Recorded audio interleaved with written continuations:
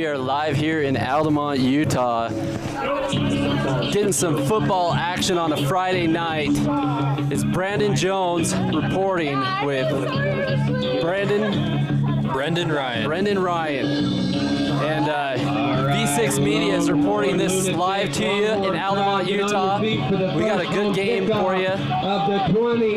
Got some sweet unis by Altamont on the Make some noise for you. Come on, Longhorns! And they're getting ready and getting pumped and ready for action. Hey, what do you think about this, Brandon? I'm excited. I am very excited. It's football time.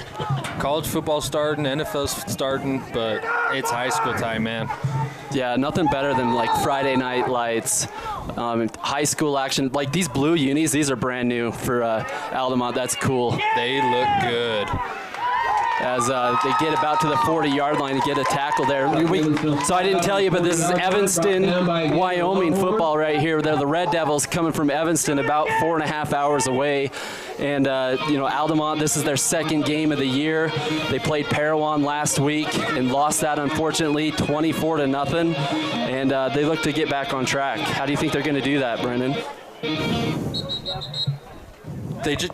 I feel like they just got to play, man. I haven't watched much of Altamont. I know a little bit about Evanston, but you just got to play. Yeah, they got to play hard, So we have some keys to the game for Altamont.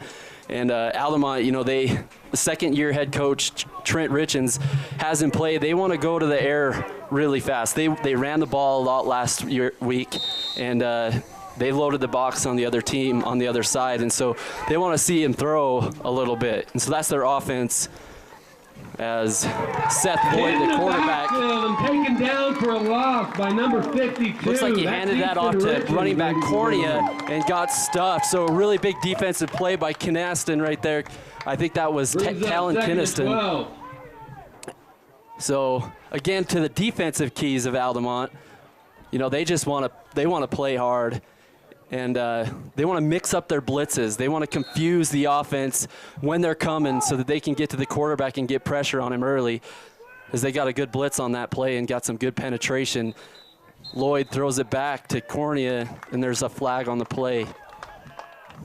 It'll be a false start on the offense. So a false start. And that will back him up 5 times. That's a good start for Altamont, Very a good play, backs him up.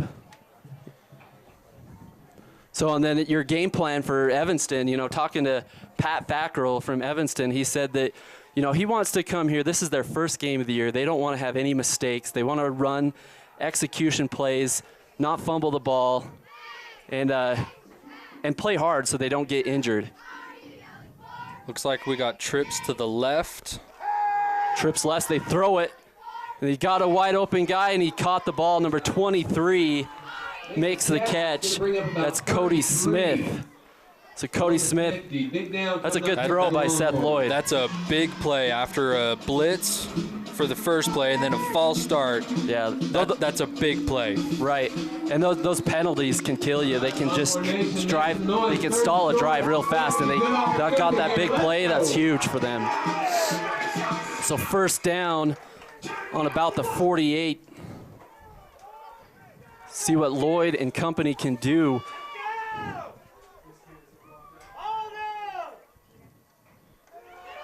Lloyd hands it to Cornea, and he's a big back. And he's running. He's fast. He's gone. And they're not going to catch him, and that's that stud senior, Cornea. Tyus Cornea with a huge run and a touchdown really early for this Evanston Red Devil team. He has to have some speed to be able to get around that corner and beat every defender. There was no stopping him. Yeah, and then this is a good team. Last year, Evanston was 4A, and they dropped to 3A this year, and it's not because they weren't talented enough. Is that their enrollment dropped a little bit.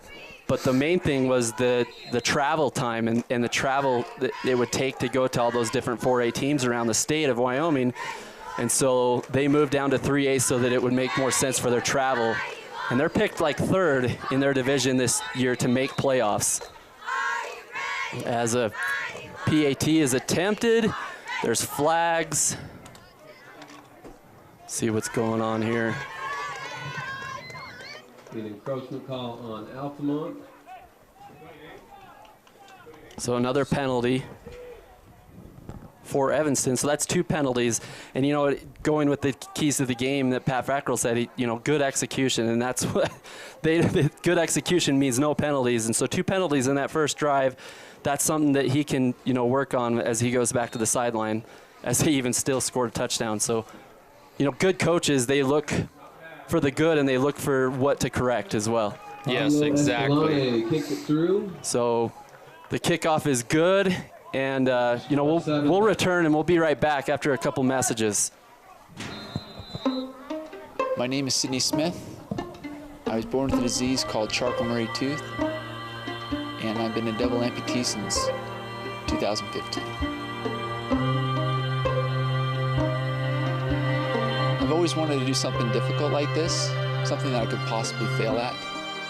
My dad did it a couple times with my 2 brothers, and because of my feet, I never got a chance to do it.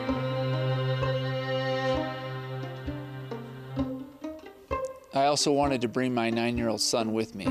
I know he could do hard things, and I wanted to see him do it and share this moment and get closer to his grandfather, as we'll only have a few moments of time left.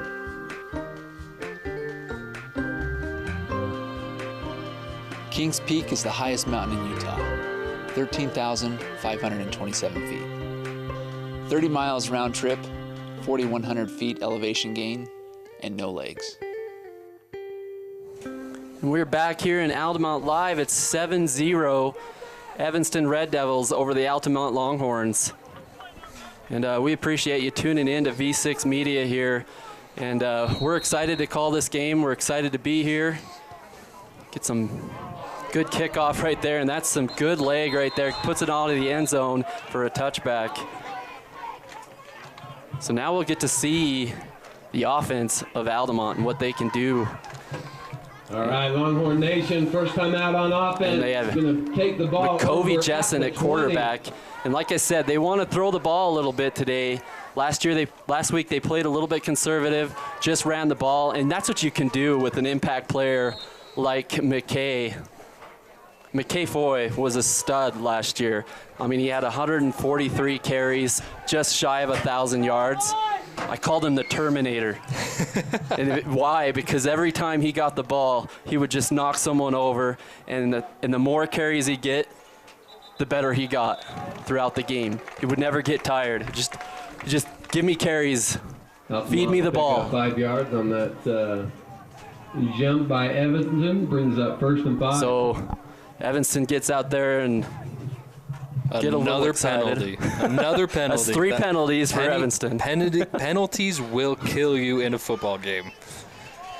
And that's just kind of what Altamont needs right now, 1st and 5 to start this out. No pressure. See if they get McKay Foy or that Montgomery the ball.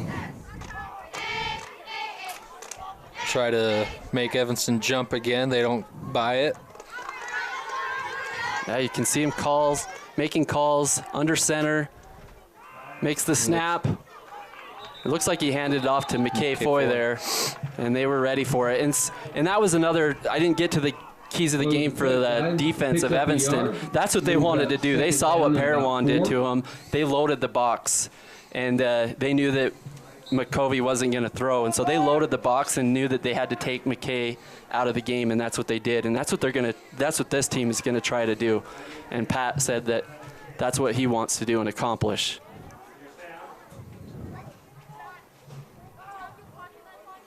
So 2nd down. Running up the middle again, and look who it is. McKay Foy gets about. Hands off to Foy. Foy charges forward. About 9 yards there. Longhorn, 1st down. And that's a 1st down. In last week's game, they had a lot of 1st downs and they drove the field, but they turned the ball over right when they got to the red zone. And that just kills you. You have such a good drive going, and then all of a sudden you turn it over. And so, Corey Farnsworth, the assistant coach, he says, we worked really hard in practice to not turn the ball over. Covey looks right, maybe sees a one-on-one coverage there with Cornea. And they give it to Montgomery, it looks like this time. So it looks like they're trying to run the ball and get that established. Up about 5. You know, talk about a great sponsor that we have, Ashley Regional Medical Center. Regional Medical Center, Tyler Moore comes into the Basin and did an additional fellowship, year-long special training in sports medicine. Begins seeing patients on August 27th, so come see him.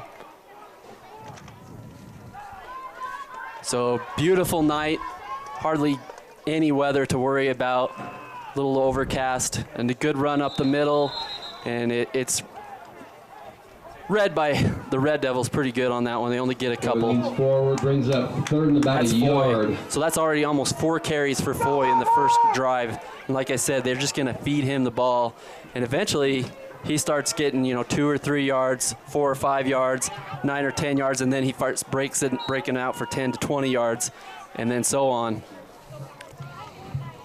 Dude gets in a rhythm, and you can't stop him.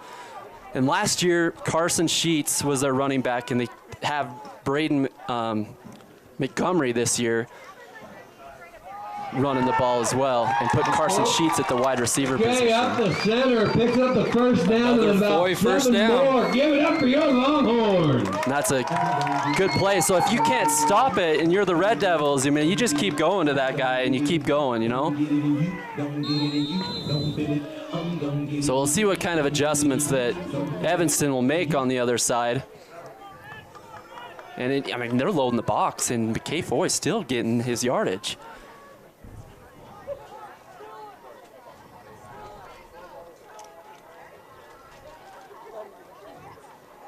There's another handoff, and they keep just feeding that in the middle, and that looks like that was Montgomery. Up front. Let's hear it for that front line of your Altamont Longhorns. Putting the pressure on the Red Devils. Yeah, this is a really good start. You're getting, more in the territory of the Red Devils here and running the ball, and I still have not yet seen a throw from McCovey Jessen like the coaches were telling me. But like I said, if it ain't broke, don't fix it. Keep going until you get slowed down a little bit, maybe a 3rd down.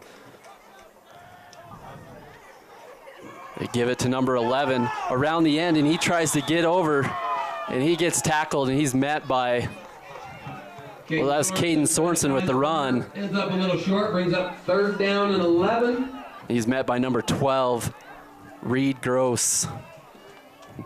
And that was a good job by Reed Gross. What do you say, Brandon? That was a good read. I remember in high school we had a lot of outside run plays, and the thing that killed us was that defensive end or that outside linebacker getting out and making sure we don't catch the edge. So that was a great read, great play by that linebacker. Awesome. Yeah, you got to have some vision. You got to contain, and he came all the way up and made that play. The snap to Foy. Foy sees some room. He goes, and he just tackled by 3 or 4 guys right there. Cornea gets the tackle on that one. Tyus Cornea on offense. Tyus Cornea on defense doing it there too. Looked like there was some more room there, but Tyus Cornea closed in. So what's the downage here? We got 4th and about 6 or 7? 4th and 7, and they haven't faced this yet, and they're going to go for it. They're going for it. That's a risky call. And I hope they get it. I really do. Yeah. Pass play, rolling to his right. And that was a trick play, and it looks like, did it catch it? He caught it, or did it intercept it? I believe it was a pick by the Evanston defense. Well, I'm hearing really cheers from the crowd on this side. I think they're confused, but what happened here? And we don't have the L&L replay tonight, sorry. So we're going to have to... That pass is picked off. Yeah, it's picked off. So it was an interception. That's what I figured. And it was a trick play by number 21. Who is 21? I don't know, maybe that's McCovey Jessen and just has a different number. So Seth Lloyd is back at quarterback in shotgun. Throws it on the run, and that's a good throw, and 23 almost caught it. Oh, man, that was a great throw. 23 at the outstretched arms. Giving up much space. 23, Cody Smith. If he would have just kept on running, it would have fell right into his breadbasket, and he could have been gone. He had a defender right on him, but if he could have slipped that one tackle, he could have been gone. Yeah, I got to mention the coverage from Carter Arnold there, number 30. You know, made a good coverage there play too, so he couldn't catch the ball. And they got one-on-one here with the Carter Arnold again. See if they go to him. They run the ball to Corny, and it's red and number 51. Taken down by a host of Longhorns. It's going to bring up third down and about 12 I didn't see that yards. number. Dang I think it. it was 52. 52, Easton Richens makes the play on that for Altamont. And big play here. Coming up, third down, big third down. You know, they're deep in there. Tori, you need to get a punt here, maybe even a turnover. Seth Lloyd gets it out. He likes to run. He throws it to an open man. Not enough for a first down, so it's fourth and about 5. Brings up about 4th and 4. And a short, so a 4th and 4. Looks like Evanston will be back to punt. And that's a good defensive stand by Altamont. They're going to have to punt here. Very good. They needed that. They needed to get their offense back onto the field so they can get Foy the ball. Foy back deep in the seat. That's right. Get him to get Terminator going. And let's see who's they have returning here. Altamont. I believe that's Foy. Is it Foy? I believe so. Looks like he's gotten taller and bigger this year from when I seen him last year. That's scary. Good punt. Yeah, it is Foy. He doesn't call the fair catch, and he's off to the races. The first tackle doesn't get him, the second tackle, the third doesn't, and fourth brings him down. Number 13 brings him down finally, Angel Rodriguez from Evanston. So for a 3A team and a 1A team, you know, Altamont's they're showing some things here. You know, they tried that trick play and turned it over, but they got it right back. And, you know, their defense has been really key for them because last week they probably could have got blown out by more. It was only 24-0, and the defense got stuck with some really short fields and held. So defense so important. It looks like we got a timeout by Evanston. So, yeah, there's a timeout on the field, and we'll take a timeout as well. Sponsors, we want to direct your attention down to your... Zaylee Ann. She was born on May 24th, 7 pounds even. The first time I saw Zaylee, you know, you hear of it being love at first sight, but she looked up at me and it was like, there's my daughter. Where have you been all my life? I've missed you. When you're having a baby, you have a lot of questions, and it's not just you that's involved, it's your child also. And from a mother's standpoint, you care a lot about that person inside of you. And you care about yourself too, and you want to make sure that you can make the best decisions for your family.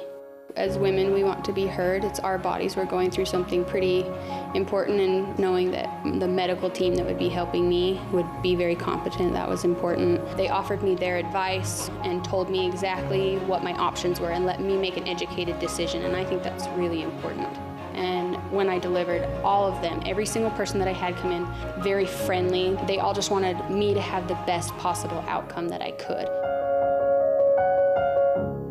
So we're back here in the first quarter, 2 minutes and 35 seconds left. Altamont with the ball.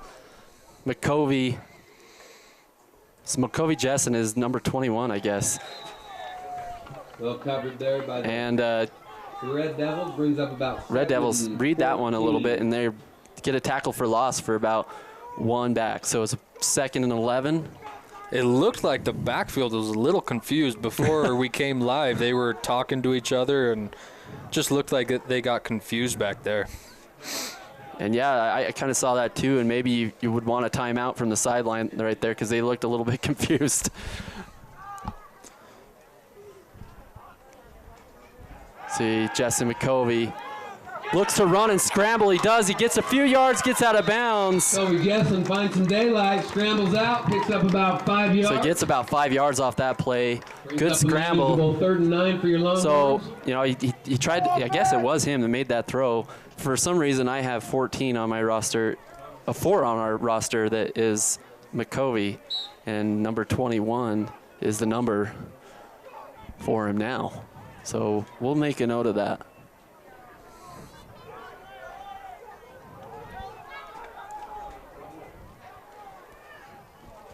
Kobe Jessen is making some checks. Looks to run it here. It's a pitch, and that's Braden Montgomery, and he's swallowed up by number 8. That's Ridgeon Wagstaff. Brings up 4th and 8. And that's 4th and 8, and we'll have another sponsor, Jones Paint and Glass. Jones Paint and Glass, founded in 1938, is celebrating 80 years of business. Come check out some paint, some garage doors. If you have auto glass, rock chip you need filled, or a broken windshield, we got it. So Jones Paint and Glass. A good punt. And it goes out of bounds. That's a really good punt. I mean, that went out probably about the 6th. Corner, back the Red Devils up inside their own 15-yard line. Oh, 15. Line. I'm on the wrong hash mark. So 15-yard line, 16-yard line right there. Good punt. Anything that you can get between those 20s is great. So a look at the defense a little bit of the impact players on Altamont. And Cooper Rust is a beast tackler. I mean, he had 64 tackles last year and 5 sacks and an interception. So he looks to build on that this year.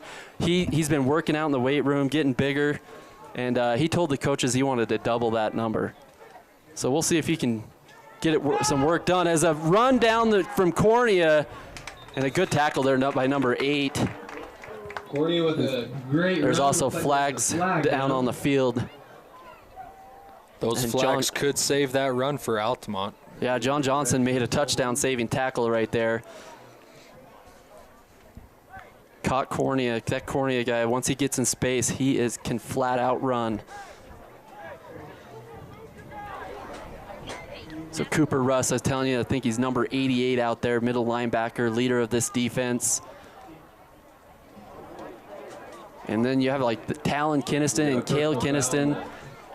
And it looks like it's going to be on the Longhorns. That's hard. That is so hard for a defense after you get that great punt. Yeah. First play, you get a personal foul call. That's hard. Yeah, it's tough. And then good thing that he made that tackle, because that really was a touchdown saving tackle, and they could have declined that and took the touchdown. So good. Really great tackle by number 8. Carter Arnold on this left side, one-on-one coverage with the wide receiver, number 12. He looks to pass, he stops and goes. Number 23 gets the pass down the middle. John Johnson with another touchdown-saving tackle. John Johnson on the coverage brings him good down. Play there by Johnson, number 12. Right inside the 30-yard line. For the Red Devils, that's Reed Gross. So, man, this quarterback can throw for Evanston. He's made some really good throws, and not only that, he can throw them on the run. Yes. And you tell me how hard that is. That's exactly what I was going to bring up. Going on the run is very hard. I played quarterback sophomore, junior year, and we did a lot of outside passing plays. That's the end of the first quarter with your Altamont Longhorns really trailing 7 points. And that's the end of your first quarter. And we're going to go to a We've break got and your come back for the Altamont second Angels, quarter. Longhorn Lunatics, get up, get on your feet. By fixing it the first time, we show our customers that we care. I'm Rico. I'm a technician at L&L Motor. I've been in the automotive industry for 7 years. I'm Amanda Kazik. I work here at the parts department at L&L. I like being a technician. Every day is a new day, and it's cool to see a concern and be able to fix it. They're kind of like my family, so they've really taken care of me and given me a ton of opportunities. We value the Fix It Right First program. Try to go the extra mile for the customer.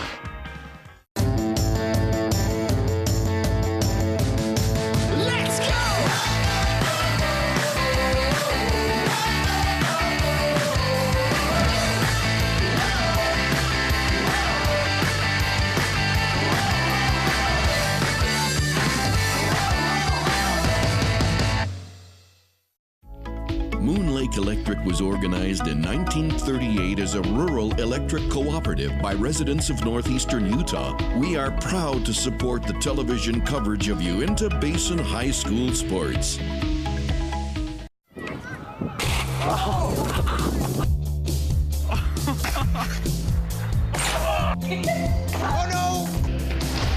Boy,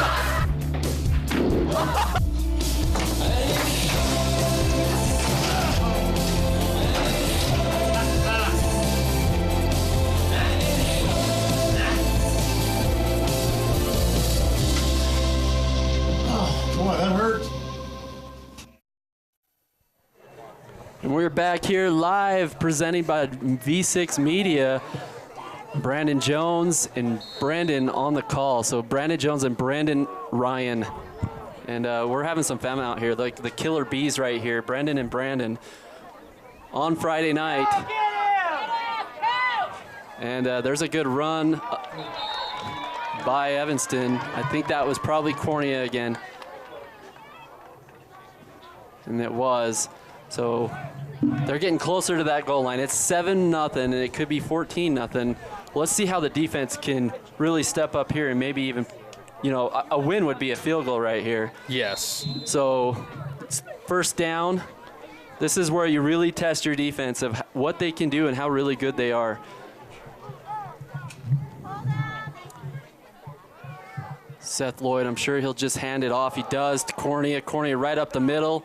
Good tackle underneath. Takes it down to about the 2-yard line. Gets really close to that touchdown, though. 2 yards away. Looks like he's still going to be short. That looked like number 8 again. Yeah, that's John Johnson. He's making plays all over the place. 2 yards. He is everywhere. And he's not that big of a guy, but he gets low, and he's a hard hitter. He lays the wood. That's the key when you're a little guy. You got to get low. Stand tall. Let's make some noise. Let's go. So you hear the crowd trying to get behind these Altamont Longhorns, see if they can make a stop here. Second and goal. They try to run it up the middle. It looks like it's close to stopped.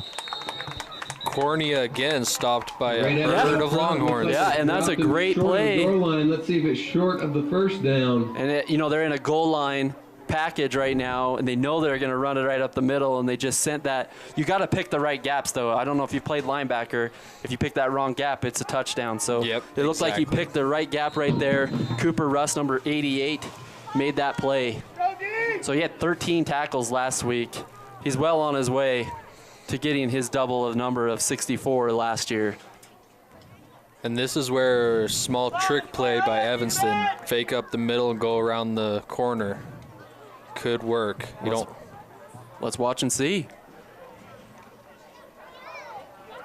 Give it straight to Cornea, and he powers his way through. Powers through, so second touchdown for Cornea. So some work being done by the Red Devils on the run game and the pass game, showing some really good promise for their team.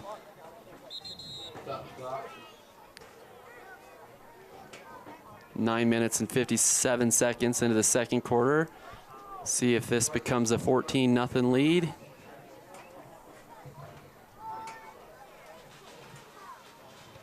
It's a good kick, and it's right through the middle. Kicks up and away. So 14-0. Your Longhorns have some work to do when we get back. We'll go to a commercial break. Attention Vernal City and surrounding areas. We would like to invite you to the 5th annual Vernal City Recovery Weekend. This is all part of the National Recovery Month. Please join us for the 5th annual Vernal City Recovery Walk, Saturday, September 9th in Vernal. Great food begins with great ingredients. We've grown our produce department with more prepared fruits and vegetables for the entire family. We've recently expanded our offerings, so come in and experience the fun, the excitement, and taste the difference. Another school year is starting with backpacks, notebooks, and germs. Are your students protected? Immunizations are required for kindergarten and 7th grade. And don't forget flu and HPV vaccine prevention. It's wise to immunize.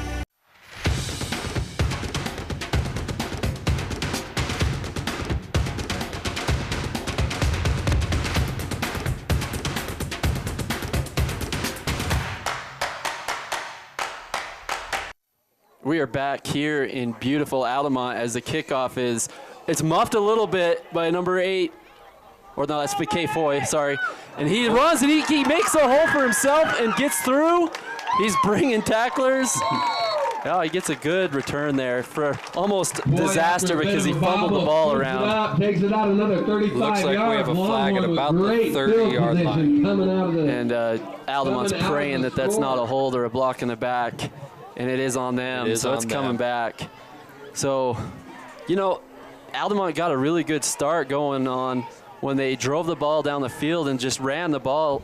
When they did their game plan and they said, okay, we're going to throw a little bit, they threw an interception, and that kind of got them off their game.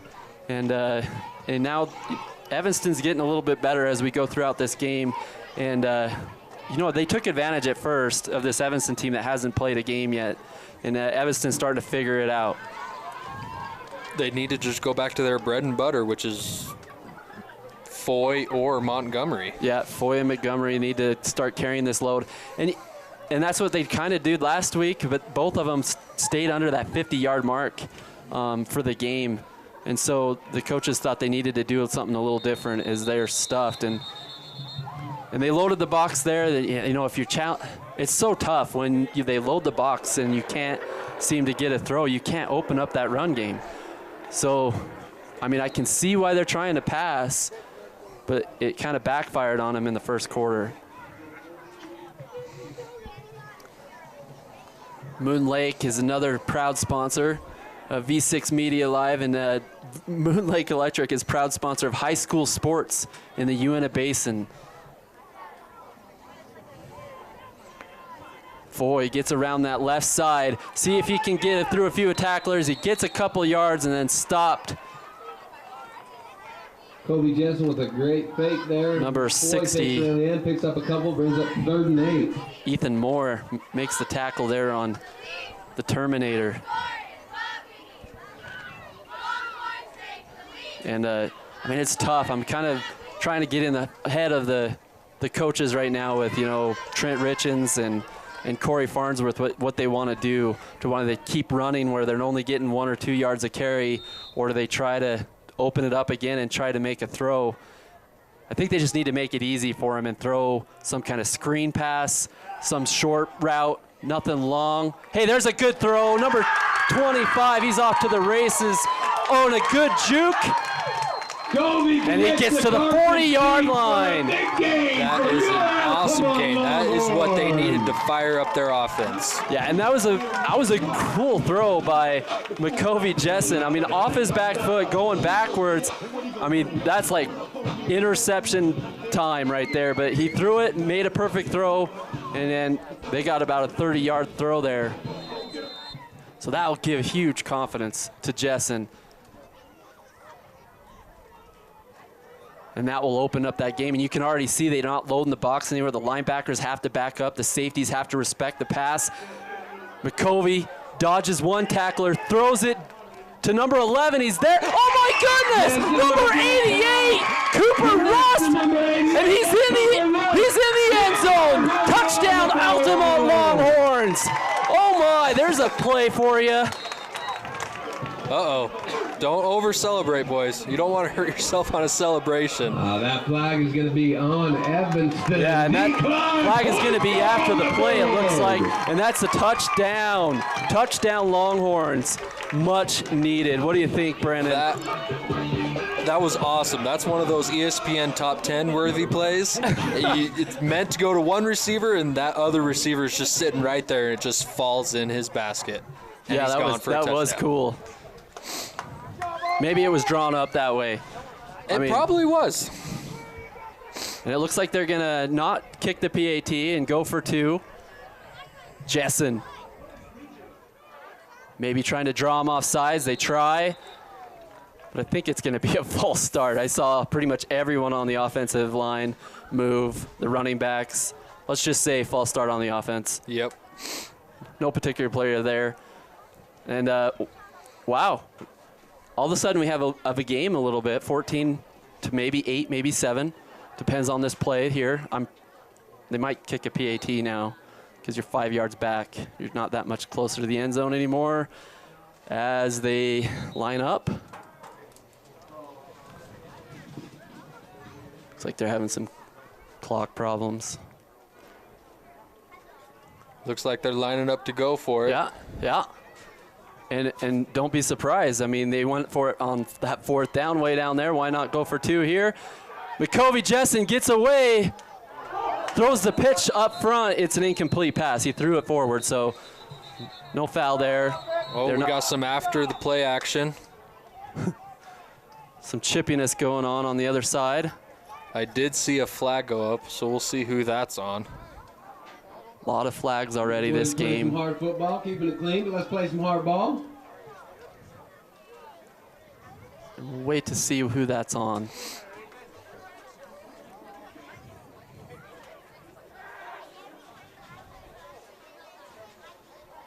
As they gather up. So Cooper Russ, I mean, that was just a really cool play. He's a tall guy.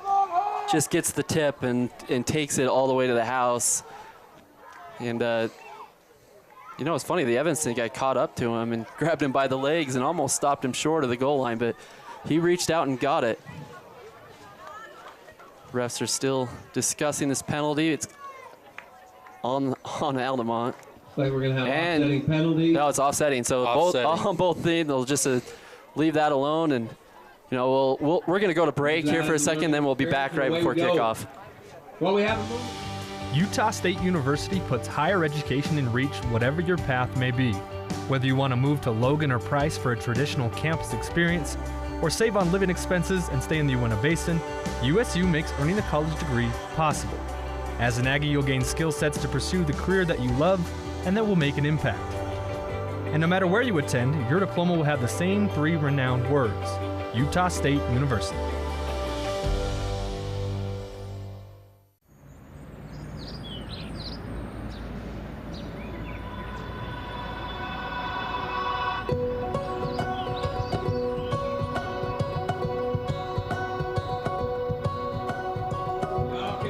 All right, we are back to the rowdy stadium of Altamont Longhorns in Altamont, Utah.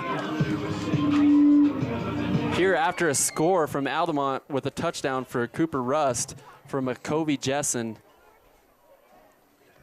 And look to kick the ball off here. You know, I almost wish they just would have kicked a PAT there. You're only 7 points behind instead of 8 here. It's still a 1-possession game. 16 picks it up. He's off to the races on the right side. Goes up the middle, gets hammered. What a tackle by number 26. Like number 26. That's Carson Sheets. Man. Sticking his head in there, laying the hat. Drops him down at the 35-yard line. So we got a start for Evanston here. So Seth Lloyd, your impact player for Evanston. You got, man, what's his name? Has had a big game. Tyus Cornea, running back. And, they have another guy that's a senior, Riley Griggs, and he's been making plays in the backfield. He's that linebacker. He's also on offense. In shotgun here. First down. Looks to throw, goes right. Oh, and he's wide open, number 12, but overthrows him. Number 12 is on that play, Reed Gross. He was there. He had some space. He beat his guy, but it was just a little bit overthrown by Seth Lloyd. And if you're Seth Lloyd right there, you're just like, oh, man, I missed that play. That's a layup. You got wide open. You got to make that play. And maybe a little bit of,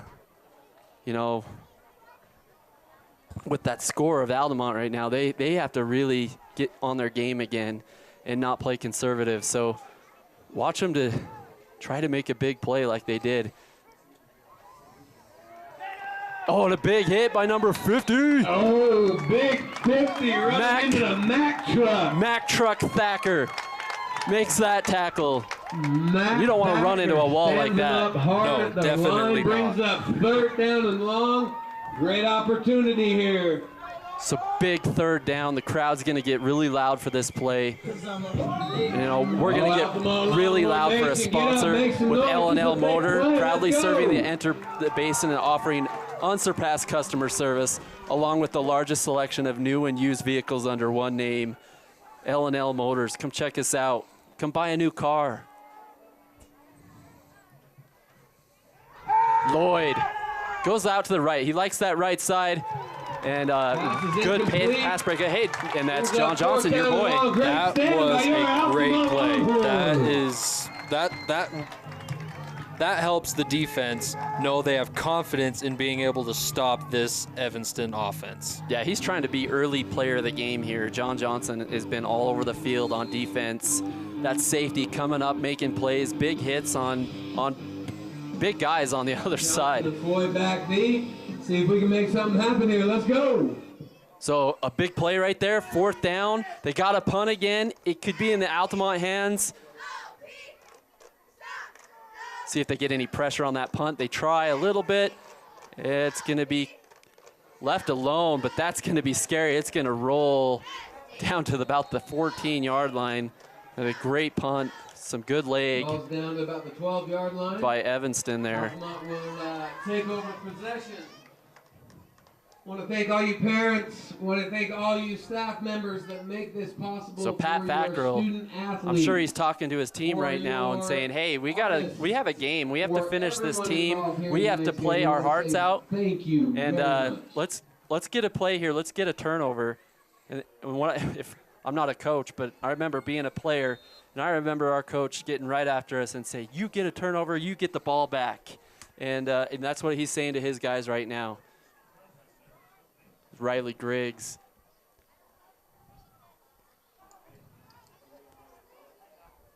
McCovey puts it into the middle there. A good run up the middle. I think that's McKay Foy.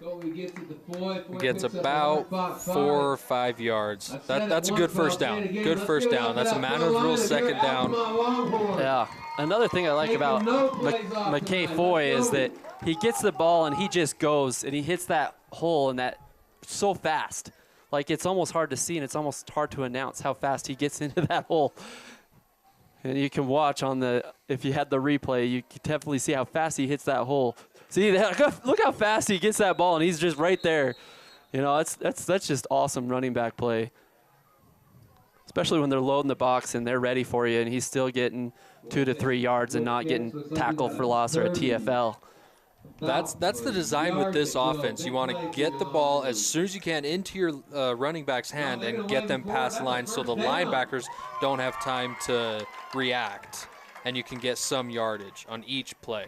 Yeah, that's a great point. Like, it's so huge. They're in a pro-style offense. That's what they run, and they do it well. And McCovey, like, he's pretty new to this, you know, the quarterback this year, and he's still getting his feet wet and trying to get that. But that last play where he threw that play to that touchdown, that just gave him so much confidence. I just realized McCovey Jessen is a sophomore. I thought he was a senior, but with him being a sophomore and being able to learn this offense, he's going to be a force to be reckoned with when he's a senior.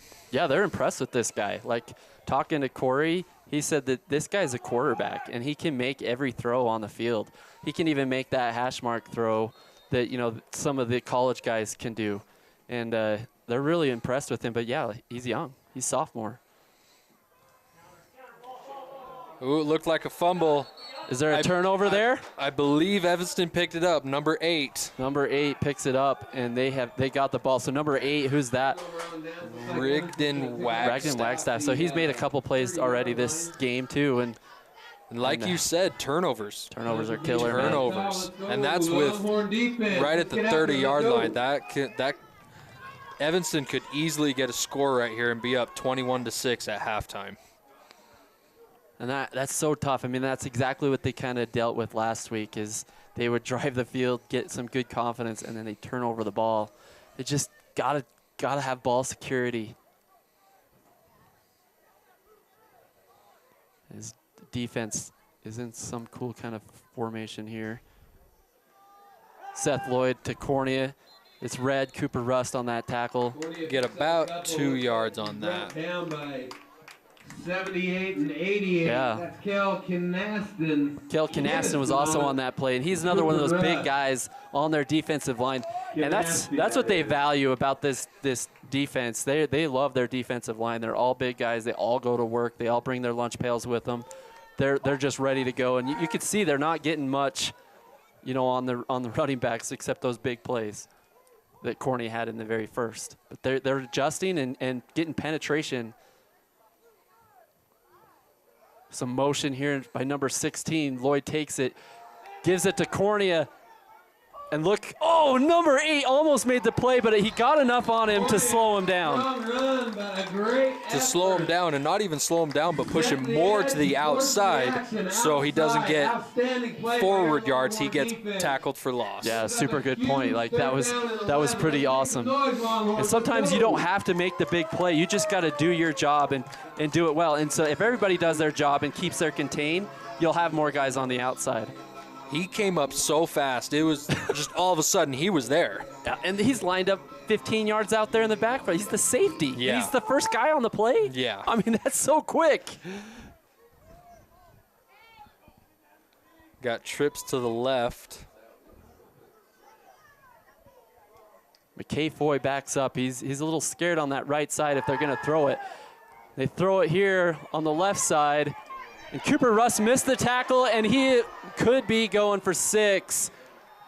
And, man, touchdown. And who was that on the play that got that touchdown? Number 13, Angel Rodriguez, for the touchdown for the Red Devils. And, man, if like Cooper Russ had his mitts right on him and just didn't wrap up, and it cost him there.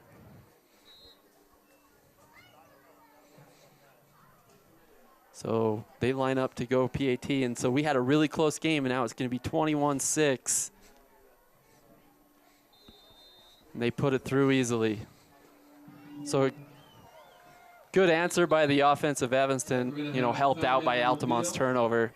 And, they'll have some time to think about that here in the huddle, and we're going to go back to our sponsors.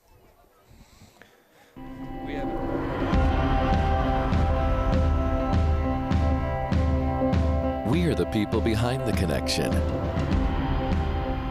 You may never see us, but you are always on our minds. Because you are the reason we do what we do. Improving the way you connect is the reason we are always working. Why we are always building. Why we are always striving to give you the best. We are the people behind the connection. Working together to connect your life.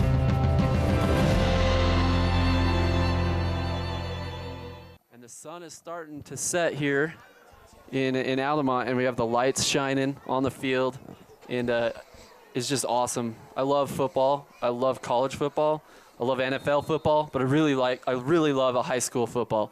It just takes me back to the memories that I had playing football in Wyoming. There's a good tackle just made there. Looked like kind of a squib kick there, didn't it? Yes, that kick is designed, if you can get it just right, to fall in the pocket of about the 30 to 40 yard line, and sometimes the kicking team can receive that and they'll get it back. Oh, yeah. And it was a good job by Altamont to not let that happen. Yes. But I hear you. That is a design play to get the ball back, like an onside kick in a way. But it also, like onside kick, you can only kick it 10 yards and you got to get on top of it. But if you kick it deep that way, you're not getting the bad field position either. Trying to get into the head of the head coach of Altamont, I think he was trying to keep it away from the Foy boy. McCovey makes a great throw right there to Cooper Rust. And Rust is really starting to feel it. About 9 on it. It was a great spoon move to great.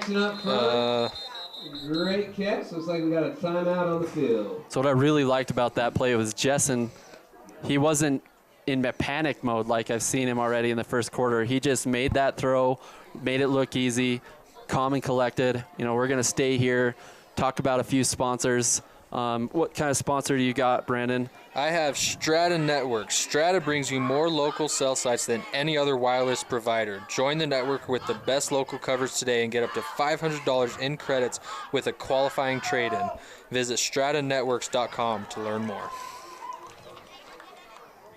And we also got another sponsor from L&L Motor again, proud sponsor of all the Unit Duchesne, all the games around here. So, all these sponsors, they make it for us to see all these games on TV.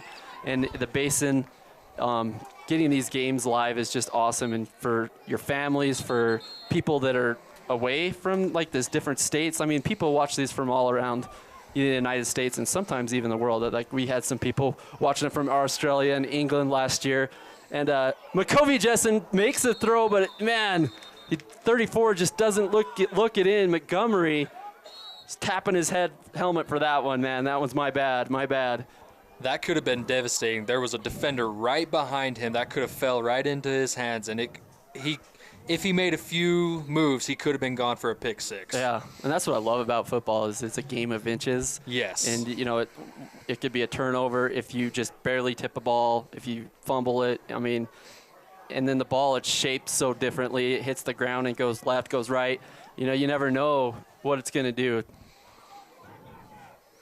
And, you know, turnovers, they just change games, and it's already showed in this game. And Evanston can take care of this if they just – oh, they almost cause another fumble there. Just as you were saying, turnovers. But Mafoy, like, grabs it and picks it up again. McKay Foy has to be careful. I've seen him holding the ball outside. That will be the determining factor of a fumble or just a plain old tackle. Yeah, for sure. You know, and maybe he's just trying to do a little too much right now. You're putting your whole team on his back, and sometimes those players, they want to make it for their team, but they do too much and fumble the ball. Or there's a good throw. It's right to a Red Devil. And he got a little too much air underneath that ball. That's a tough throw. If you're a right-handed quarterback rolling to your left, you really got to turn your shoulders to be able to get it an accurate throw. That's tough, and that's a sophomore mistake. He'll learn from that. Keep his head up high. He'll be okay. Yeah, and I just, you know, I think that they need to not throw so deep right now. They just need to like he had his confidence, and then you throw an interception like that. So just keep throwing short routes, stuff that he can hit. And they tried that. They tried getting that ball to Montgomery there, and it went off his hands. And maybe that, you know, deterred what they wanted to do. But you can see the coach right now working with McCovey and, you know, teaching him up. As Lloyd looks to run the offense as a quarterback on this side, gets a good throw, first down, about 13 yards on that play. As hard to see what his number was, but a good throw by Seth Lloyd there again. And those are the type of throws I want McCovey Jessen to make. Just easy throws on the outside, something that he can do. And I saw him when he was calm and collected and just chucked that ball. Like, he's a good thrower. He can do it. It's different when you have a big defense coming at you and blitzes and it's easy to go play catch out there, but it's hard when those guys are coming at you hard.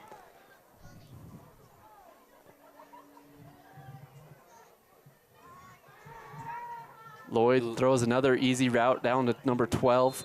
Looked like the same play as last, and they got about the same result. And it might have been the same player. Reed Gross makes that catch and gets another first down, isn't it? I believe. Doesn't look like it. Looks like maybe it's short. Yeah, the refs are going to come up here and mark it short. About an inch short. There's 20 seconds left in this half. And right now, Altamont, you don't want any big play to happen. You don't want to get anything behind you. Back up John Johnson. Get in a prevent defense. You don't want a score to happen right before half.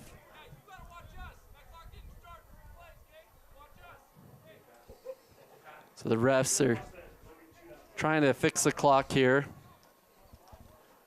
They might put some time back on or take it off. Listening to him, he said the clock didn't start 3 plays in a row. Oh, my. So. Which is bad for Altamont. You want the half to go. You don't want these guys to score. Seth Lloyd in shotgun formation. See if he tries to make a big play or if they'll play conservative. They're going to throw it deep. Oh, and almost caught by number 13. Good pursuit there by number 11, though, to make it hard for him. 13 misses that catch intended for Angel Rodriguez. So 15 seconds, 3rd and 1. You know, and that's the play you do go deep. You only have inches to go. It's going to be pretty easy to run it and get a first down. Why not just chuck it on 2nd down, see if you can get a touchdown. And they might try again here. They might just run to get that first down and call a timeout. They throw a backwards pass to number 11, Cornea. He gets it. Gets tackled out of bounds, though, by John Johnson. Yards past the first down, brings up 1st and 10 for the Number 8, John Johnson, again on a tackle. And, man, he's all over, and he's way back there at safety and making the first, the first guy on the play.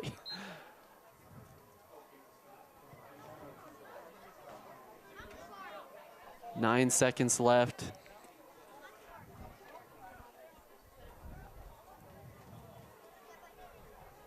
And I'm thinking Pat Fackrell will just run a play here, go to the locker room.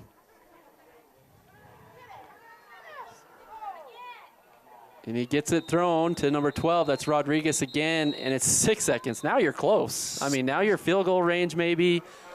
And they're working, but there's a flag on the field, and Altamont's praying that this is a holding. You have a flag down in the area of holding. Yeah, and it's going to be. So they tried right there. They could have gotten field goal range, at least scored again. The Red Devils going to bring up 1st and 20. 1st and 20. Back at just beyond the 50-yard line. So now this is where a coach can get greedy and throw something over the top and throw an interception and change the game for Altamont. So he needs to stay humble right here and just run this play out, run the clock out. But I'm not a coach again, so I'll see. We will see. Looks like they're going trips to the right.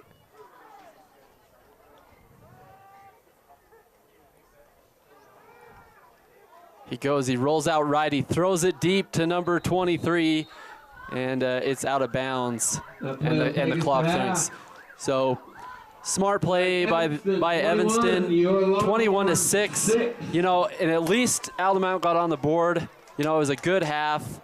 You know, there's some good things to look at as a coach. You know, when you go to the locker room, Altamont's going to look at this first half, and there's some success here. And this is a tough team from Evanston, a 3A team. They're a 1A team here. I don't think they can hold their head down too low. Only thing is turnovers, right? Yeah, exactly. This is where the coaches need to let the kids know, don't put your head down. Yeah, it's a tough team. They may be bigger, they may be faster, but they're staying with them. It's only 21-6 at halftime. Could be a lot worse. So this is where the coaches need to tell the kids, keep playing hard. Yeah, it's important that they stay positive, and I know they will. They'll tell what the kids are doing right and what they can critique and what they can do better in the second half. And look back at that first quarter when they ran it to Foy, and they'll get things going again. And, you know, and Fackrell on the other side with Evanston, they came out a little bit shaky, and it's their first game, and that's why. Yeah. And, you know, but they got it going, and they felt that they had some execution. They didn't turn over the ball very much, just one time. And so they have a lot of good to look at. So when we get back for a second half, look for Altamont to make some adjustments and get, you know, maybe some more scores on the board and get back in this game. And then, you know, Fackrell just wants to take care of business and, you know, head to Evanston. So we're going to go to break, and we will be back for the second half of action. Hey you!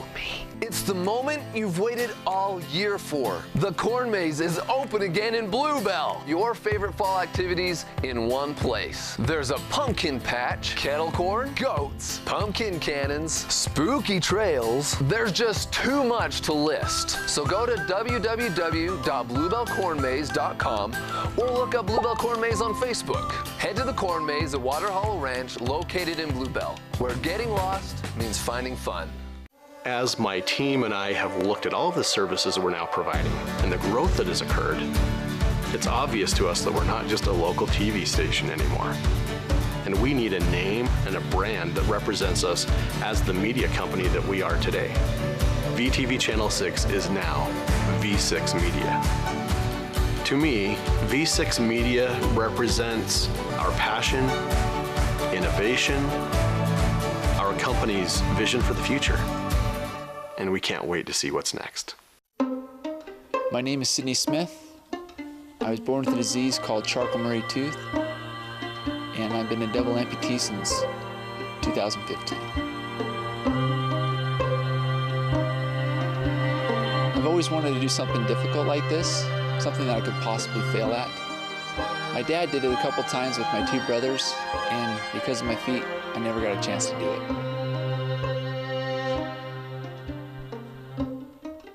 I also wanted to bring my 9-year-old son with me. I know he could do hard things, and I wanted to see him do it and share this moment and get closer to with his grandfather, as we'll only have a few moments of time left.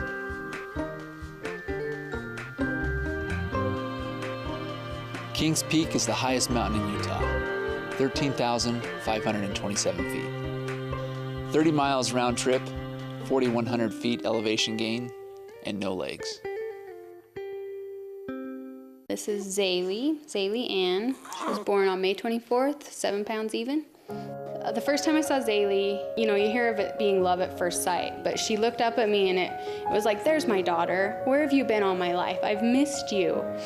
When you're having a baby, you have a lot of questions, and it's not just you that's involved, it's your child also. And from a mother's standpoint, you care a lot about that person inside of you.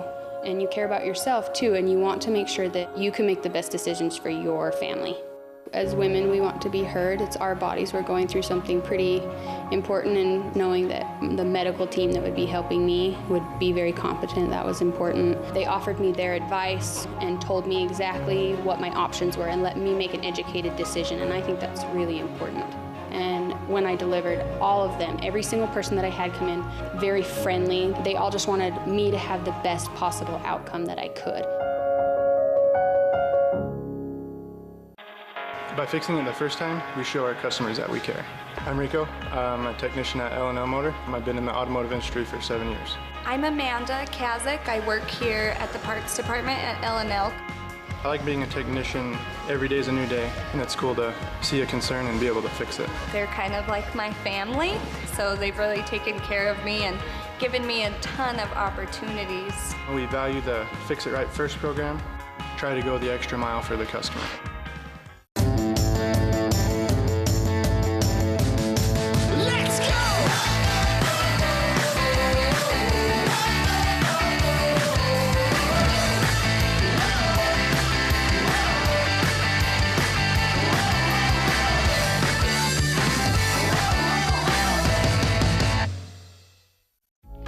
Moon Lake Electric was organized in 1938 as a rural electric cooperative by residents of northeastern Utah. We are proud to support the television coverage of Uinta Basin High School sports.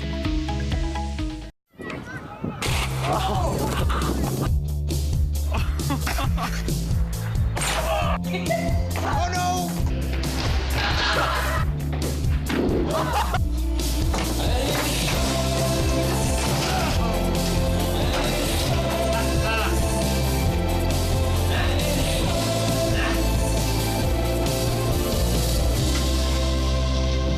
Boy, that hurt. Attention Vernal City and surrounding areas. We would like to invite you to the 5th annual Vernal City Recovery Weekend.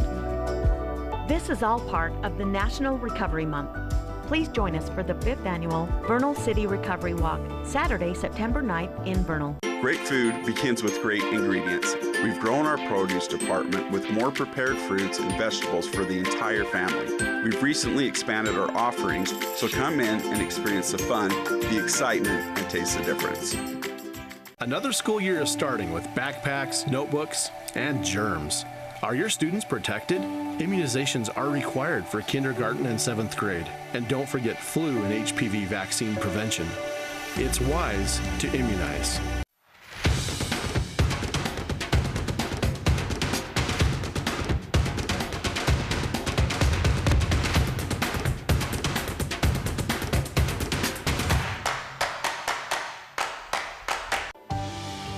Utah State University puts higher education in reach whatever your path may be.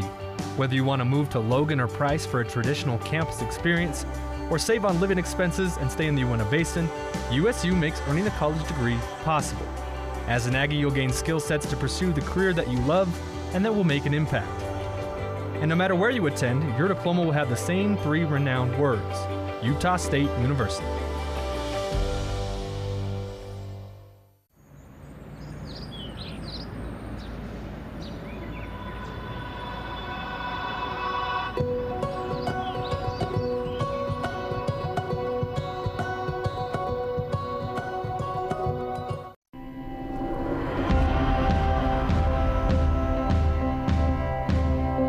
We are the people behind the connection. You may never see us, but you are always on our minds. Because you are the reason we do what we do. Improving the way you connect is the reason we are always working. Why we are always building. Why we are always striving to give you the best. We are the people behind the connection, working together to connect your life.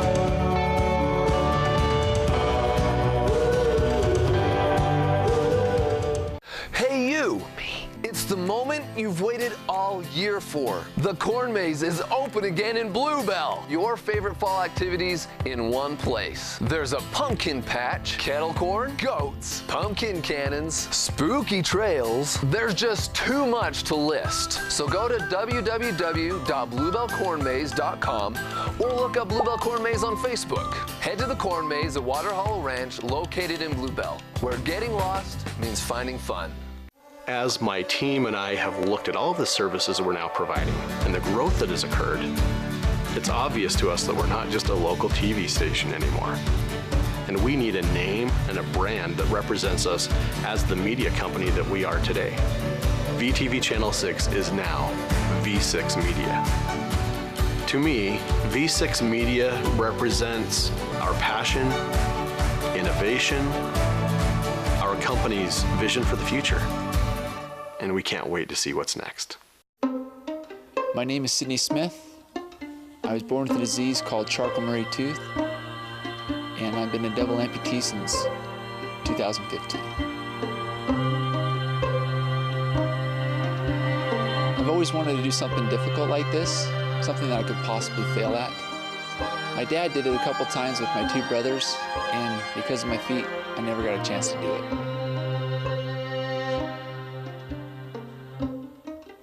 I also wanted to bring my 9-year-old son with me. I know he could do hard things, and I wanted to see him do it and share this moment and get closer to his grandfather, as we'll only have a few moments of time left.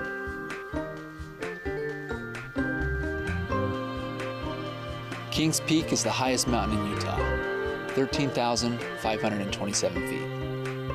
30 miles round trip, 4,100 feet elevation gain, and no legs. And we are back here for the second half with Evanston Red Devils 21 and the Altamont Longhorns 6. You know, it's been a pretty awesome game so far, actually. It's only 21-6. Evanston couldn't get a score right before half, and give that to Altamont that they defended that. And they haven't quite came out of the locker room, so we're just kind of talking to them about it a little bit. But you know, when they play Parowan, you know, they learned some things that if they take away McKay Foy, what do they have? And they're starting to figure a few things out with McCovey Jessen throwing the ball. And I know he has a few picks, but like you said, Brandon, he's only a sophomore. Yeah, with him being a sophomore, he should not worry about those picks. Those interceptions, just put them in the back of your head and just keep playing ball. Keep doing what you know how to do, and you will have success. Yeah, he just needs to focus on the positives of what happened in that first half. And he made some really good throws, and he made some questionable throws. And it wasn't like they were bad throws, it was that they were bad time throws. And he put too much air in the ball, or he just, was off his back foot a little bit. But when he got relaxed and calm and just threw the ball like he knew he could, it was like playing catch in the backyard. And Cooper Russ made that touchdown. That was huge. And like you said, maybe it's how they drew it up, but they threw it to a attending receiver, Montgomery, and Montgomery almost looked like he was going to get a ball, and then all of a sudden it went over his head and went into the hands of Cooper Russ, who returned that back for a touchdown. So, that's some really good things to work on and to improve on, is turning the ball over. I mean, that is the number one, and that's what killed them last week, and that's what's hurting them right now. But football games are 4 quarters. So, what do they need to do in the second half? They need to go back to their roots. That first quarter, the first 5-6 minutes or whatever, they ran the ball. They gave it a lot to McKay Foy, but they also gave it to Montgomery. And if they just keep going with that, and if the line can get just enough space for them to split through the line and get to the second level, it'll just keep on rolling, and that will help them. I agree. They just need to do the things that they're good at, And things will start falling in place. And get that this is a hard team. I mean, they're a 4A team last year, Evanston, 3A team this year. And with Evanston, I was talking to them, and they said that, they're 3A this year. They're picked third. They have a lot of expectations, and so they want to play well. And last year, they played really good. And Seth Lloyd was a junior, Tyus Corney was a junior, and Riley Griggs was a junior, and they were all really good last year, so they want to be better this year. And so last year they had a huge game that they won against Warland, but then they would lose to some teams that they shouldn't win, beat. And so they kind of felt like they were a Jekyll and Hyde team, You didn't know who was going to show up on the field, and a lot of inconsistency. And so you could see that they finally, when they got into a groove, this is a really good team. And so I don't think Altamont should be holding their head low, because the only reason that it's 21-6 is because of their turnovers. Yes, exactly. I've never seen Evanston play. I don't know much about them, but just from tonight, they're a good team. They're a good, solid team. And being this Altamont's second game, they're playing well for the beginning of the year. Having a sophomore as a quarterback, they're playing very well, and they have a lot to learn, but they have also a lot to be proud of and be able to say, hey, you did good at this, but this is where you need to improve. And I can see them being a force to be reckoned with later this season. Yeah, look, 2 seasons ago, they won 0 games for 2 seasons in a row. And this new coaching staff, Trent Richens and Corey Farnsworth, got 500 last year. They had 5-5. That's really good. So they're turning this program in the right direction. And with playing as well as they are today, it will just help them as they get into their conference. They have some big games coming up. In October 5th, they play, I think, the Duchesne. Oh, Layton Christian. Layton Christian's always tough. And then October 11th, they have Duchesne, and Duchesne's the juggernaut. Yeah. And, and last week, Duchesne lost. And they don't lose very many regular season games. They lose in playoffs from time to time, but they're pretty much a dynasty there in Duchesne and don't lose a lot of games. So Altamont and Duchesne, that will be a huge game on October 11th. And then October 5th, Layton Christian, that will be another one. But they have some other teams that they can, really tee off against early after this game. And so it's only going to help them. And on Evanston's side, they're just going to, this is their first game, and it's not part of their conference. And so it's just getting them ready, and they're getting all their kinks out. And, their coach, Pat Fackrell, he came from Chadron State as a coach there. And then his dad for years coached in Evanston. And he was so good that when they made their new stadium, they called it Fackrell Stadium. So he's got a lot of expectation and a high hype to live by up there in Evanston. And, you can see he's put a good, a product there out on the field. And, you know, with Altamont, they're doing all the right things. McKay Foy's a junior. You know, sophomore Jessen and Cooper Rust, I believe, is their only, you know, big senior. And that you have your Kinniston brothers that are making plays in the backfield on the defense. And Carter Arnold, number 30. Look for these guys to make some plays here in the second half. And, you know, early pregame, pregame, I thought McKay Foy would be our player of the game. But who is it? John Johnson. Number 8, your guy, Brandon. Talk about him a little bit. Yes, John Johnson. He's a safety. I will take pride in calling his name all night because he's a safety. He's number 8, and that was my number back in high school. And he's everywhere. He's 10, 15 yards back. They play a single safety defense, and he's everywhere. He's 5 yards in the back in the backfield, and he's making tackles. And he's making touchdown-saving tackles, and I love watching him. He's awesome. He's an awesome player to watch. The only thing I haven't seen from him yet, but I mean, he hasn't been the ball hawk interception guy. But maybe he is in this second half. I'm just waiting for it to happen. We need some turnovers on this team for them to contend and get back into this game, but they can do it. There's 2 quarters left as we have kickoff coming up, and Altamont has the ball. You know, and yeah, like you said earlier, there's 4 quarters, the first half and the second half, and the second half could be a completely different ballgame. Altamont could take it right from the start, right here, just take it all the way down the field, and they could just roll with it, and let's hope they do that. So the kickoff is going to happen here. McKay Foy back to receive, and it looks like they're going to stay away from him. Montgomery picks it up, fumbles it, and he's going down the middle. He gets caught. About an 8-yard return. Montgomery takes it out for Braden Montgomery. 5-yard line. It'll be 1st and 10 for your Longhorns. And that is actually a really good return. Even though he muffed it at the start, he got about 8-9 yards since he caught it. That's a good return. That'll help the Longhorn offense to get their offense rolling. Yeah, sometimes you can get just kind of lost in the lights. Well, on a Friday night lights, you're trying to return that kick. The ball is so far in the air, and you look at that light, and all of a sudden there's nothing there. And so if you're fumbling it, that's bad. But if you muff it a little bit, you're okay. You know, you just want to pick it up and go. As McCovey takes it to first contact. Who else? McKay Foy. And Charges gets forward, picks up about 3-4 some good yards there. that. 3 yards.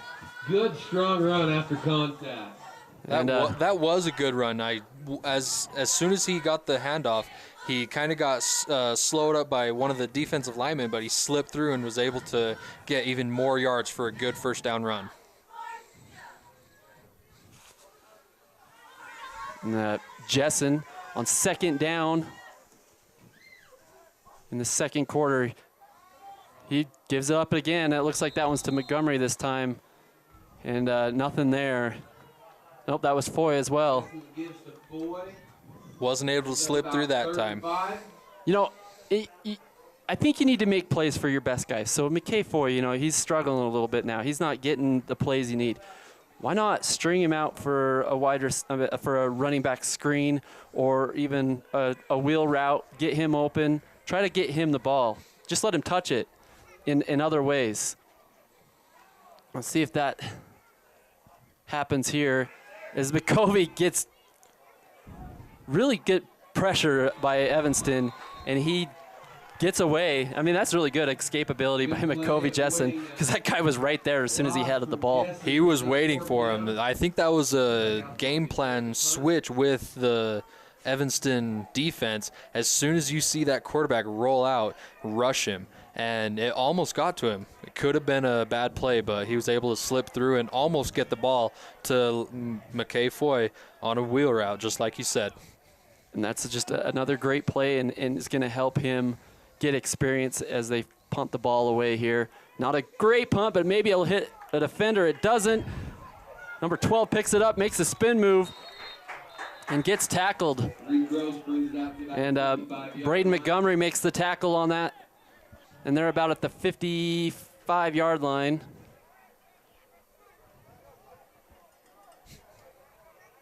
Now the 45-yard line. Be a big possession for your Longhorns right here. Hey, let's give it up for that D-line. Let's get some pressure up in there. Let's go, D-line, huh? So now we get to see the defense again for Altamont. See if the Kinniston brothers can get some penetration. Maybe Carter Arnold gets an interception. See John Johnson, see how he plays.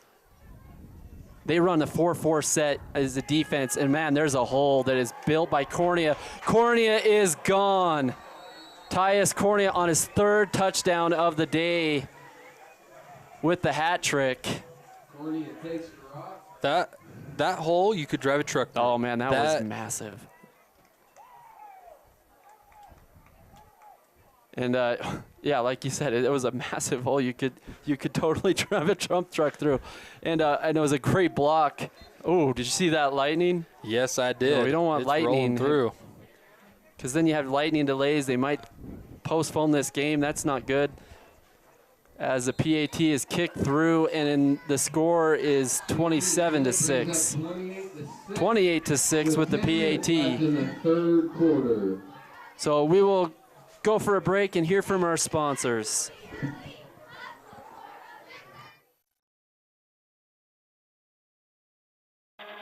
By fixing it the first time, we show our customers that we care. I'm Rico. I'm a technician at L&L Motor. I've been in the automotive industry for 7 years. I'm Amanda Kazik. I work here at the parts department at L&L. I like being a technician. Every day is a new day, and it's cool to see a concern and be able to fix it. They're kind of like my family, so they've really taken care of me and given me a ton of opportunities. We value the Fix It Right First program. Try to go the extra mile for the customer.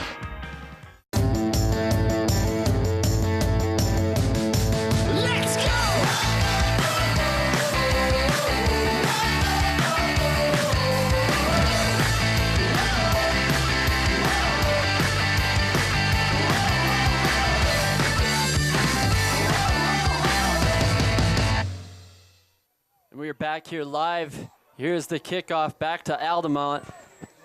Longhorns, he makes a hurdling play, but then gets beat up by 2 other tackles behind him. But man, that was athletic by number 13. Great attitude, never right there. That was awesome. That was cool. That was cool. Now, to my knowledge, I thought high school couldn't hurdle, but there was no flag on the play, so maybe no harm, no foul. Yeah. Caleb Thacker with an athletic hurdle over the defense of the Red Devils. And Jones Paint and Glass sells high quality paint with thousands of colors to choose from. So they have an interactive TV there that you can go and pick your colors, put your house into it, and man, they're pretty cool guys down there at Jones Paint and Glass. It looked like was that Carson Sheets with the run, and all of a sudden the ball was out. Good thing McCovey Jessen was there to pick it up. So Carson Sheets was their second running back last year. Maybe they're going to try to, try something different with getting Carson Sheets the ball. And they're deep in their territory right now. They can't make any mistakes down here. So they're going to run it to the right side, gets a few yards, maybe 1. Bring up 3rd and 11. Deep in their own territory. That's going to be tough. They definitely want to obviously get a first down, but if they don't get a first down, they want to get it just past what is that? Just past the chains, you don't want to do anything deep here. You just want to run a route that at least gets past the chains, and you don't want to turn it over. You don't want to fumble it. You don't want to throw an interception here. This would just kill you. So, don't do anything difficult here. Just take care of the ball. Jessen tries to roll out. Good play there. Makes the guy miss, and he's running. He's trying to get to that first down marker. He's there. Yeah, there's a good play by Jessen. Man, he shows his speed there. I didn't know he could really go, and he does. So a positive play right there, like you said, 3rd and 11. If I'm not mistaken, I thought I saw a flag right at the line of scrimmage. We got a flag down. Flags just make the game no fun sometimes. Yeah. I mean, that was Back up your Longhorns. a good play by Jessen just to bring back, but still. And it is on the offense, so that'll push them back. That takes away that first down run. That's tough. That hurts.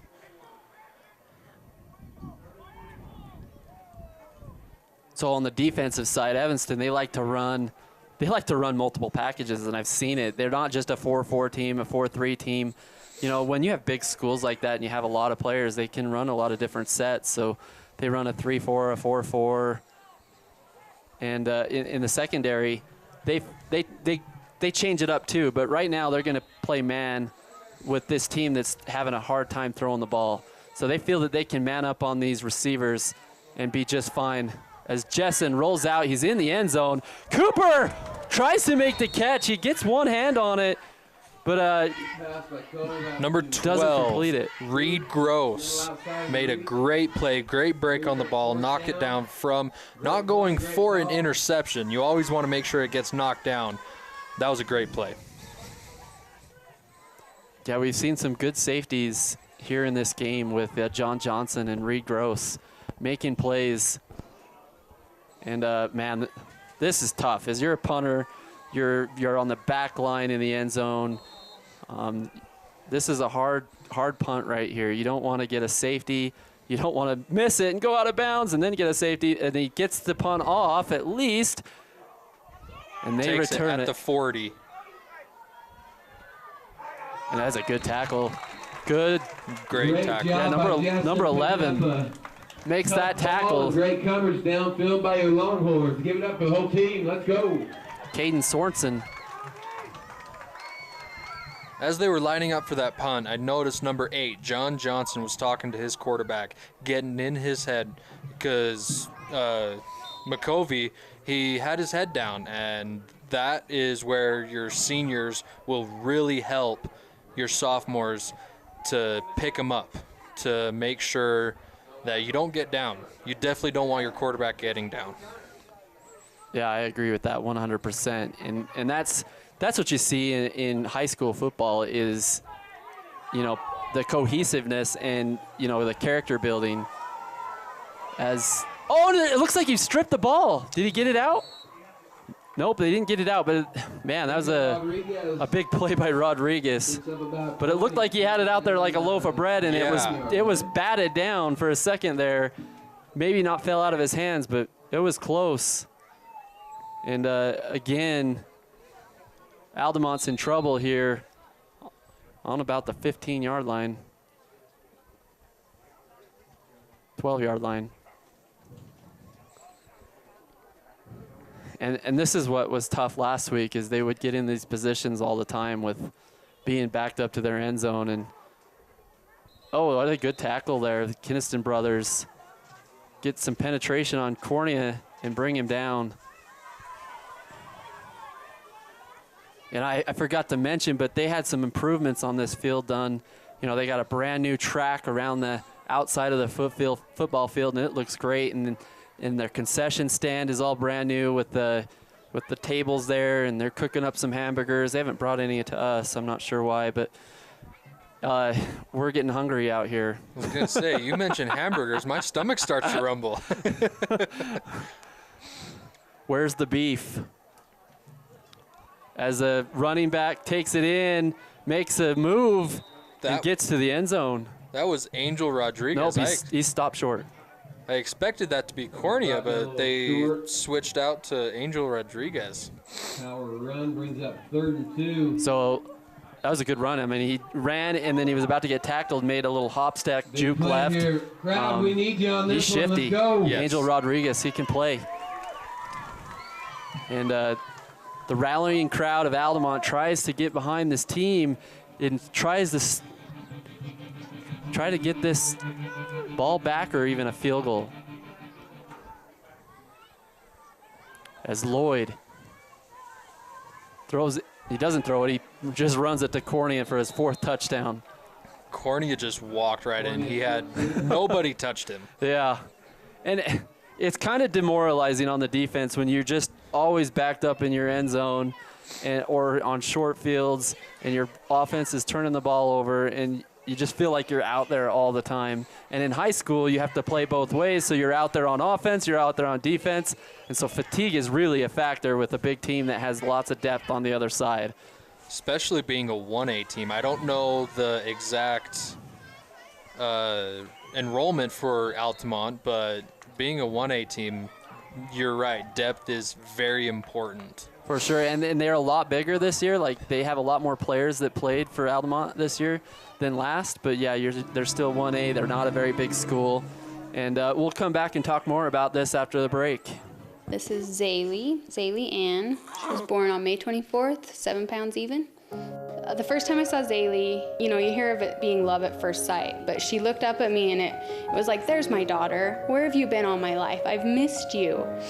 When you're having a baby, you have a lot of questions, and it's not just you that's involved, it's your child also. And from a mother's standpoint, you care a lot about that person inside of you, and you care about yourself too, and you want to make sure that you can make the best decisions for your family.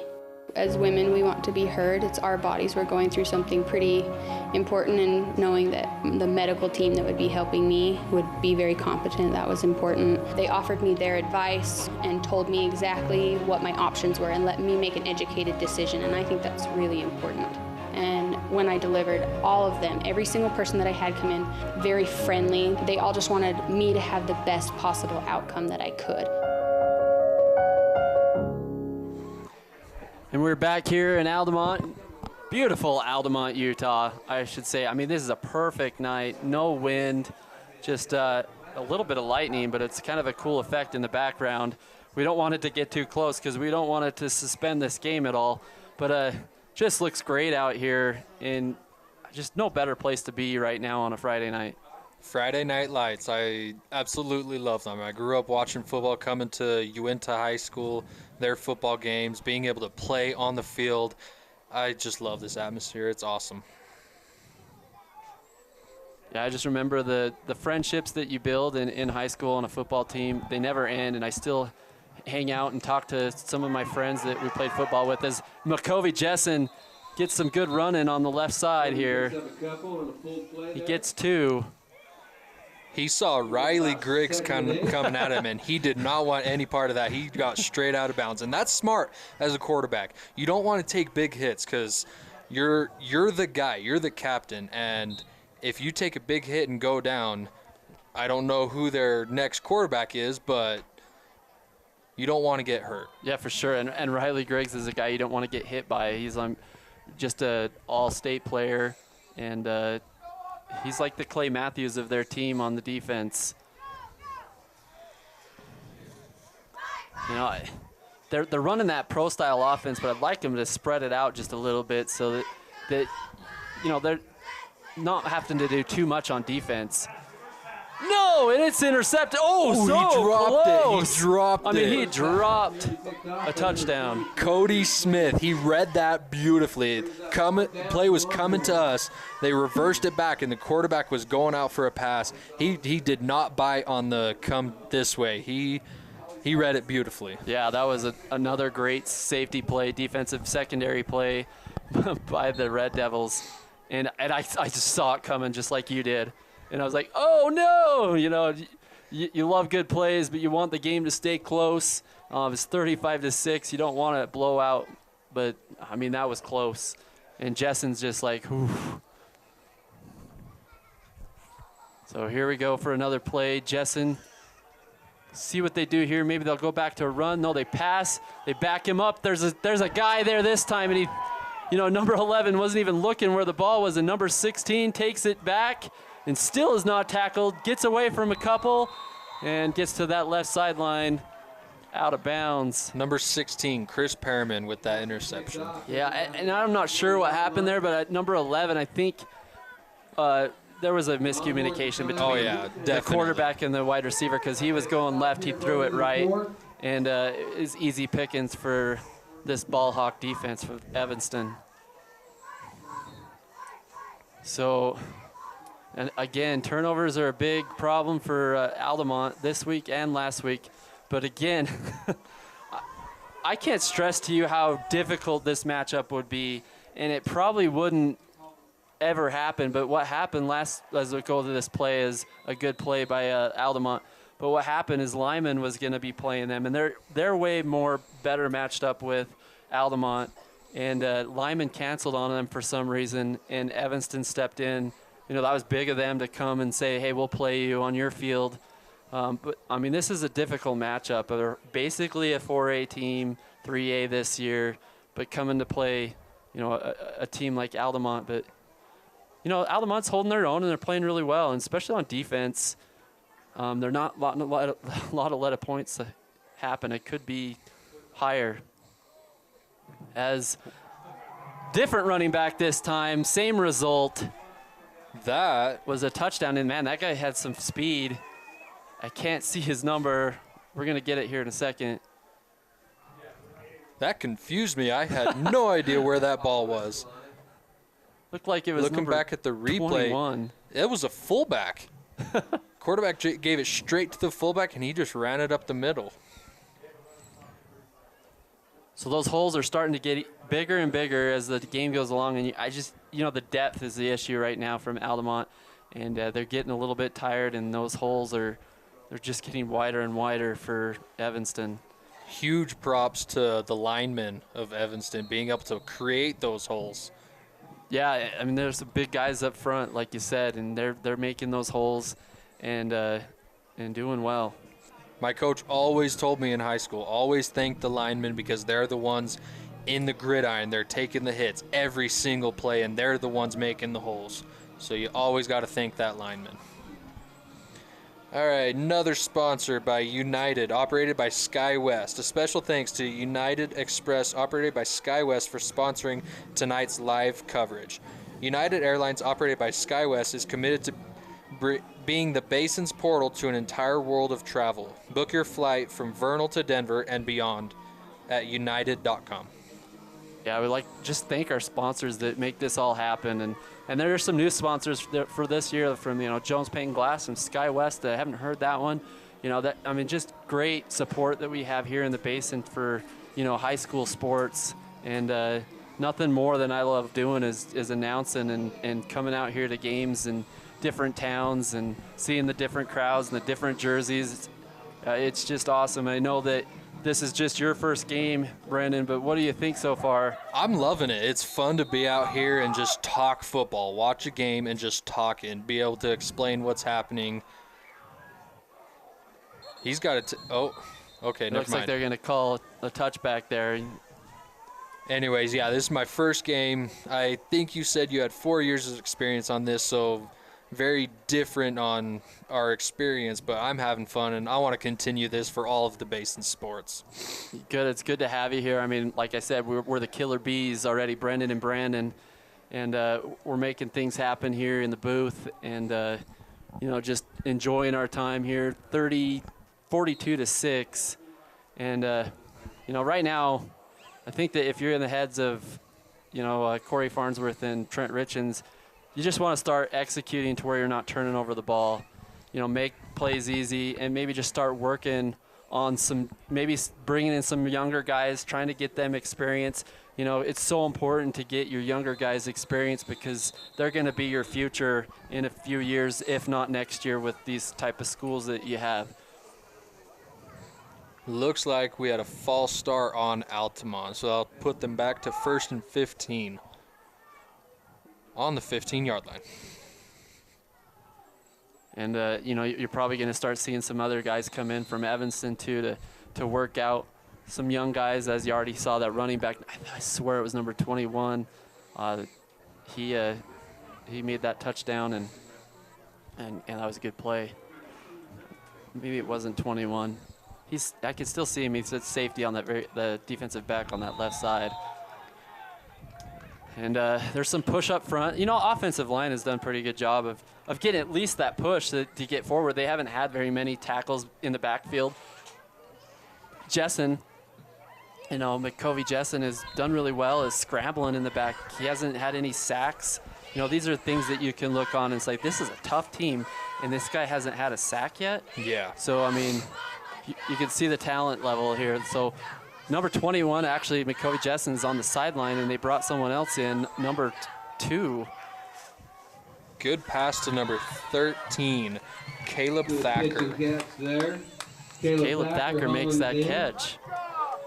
For a gain of what, 7? So that'll put them at about 3rd and 5. Big third down here. I'm trying to get who that quarterback is that came in for Altamont. It's either 2 or 4. We'll see it here. Like I said, I'm so far away. 6? I think so. Maybe it's 6. I have really bad vision, I guess. So. And that's Taylor. He's taken down. Yeah, for you're a right. sack. That's number 6, and it was Taylor, and that's the first sack of the game. Yep. Against Altamont. Cordell Taylor. That's another sophomore quarterback. Yeah, and it's good to get some experience with him, you know, because he's a sophomore as well. Yeah, these sophomores, they're going to have a lot of experience in varsity. I didn't play much varsity sophomore year, but they're going to have a lot of experience for when they're seniors, and that's going to be good for this Altamont team. That was a good punt. Number 12 will wave the hand and call the fair catch.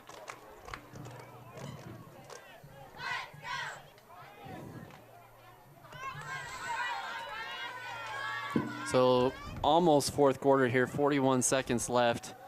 You know, like again, we're seeing a lot of people come in and out here, and we'll try to get their names out. And number 12 goes in. Who's number 12? Riley Rust. So Riley Rust, just a freshman, gets in there to get some time on this juggernaut team on the other side. Here we go. And I haven't seen it as a quarterback change on the Evanston Red Devils as well, number 3. Number 3 on Evanston is David Baxter. He's a junior. David Baxter. We're in the dark here in the booth, so I'm relying on Brandon to tell me the names. And there's the sound of the third quarter, and we'll have 1 quarter to go when we come back. Oh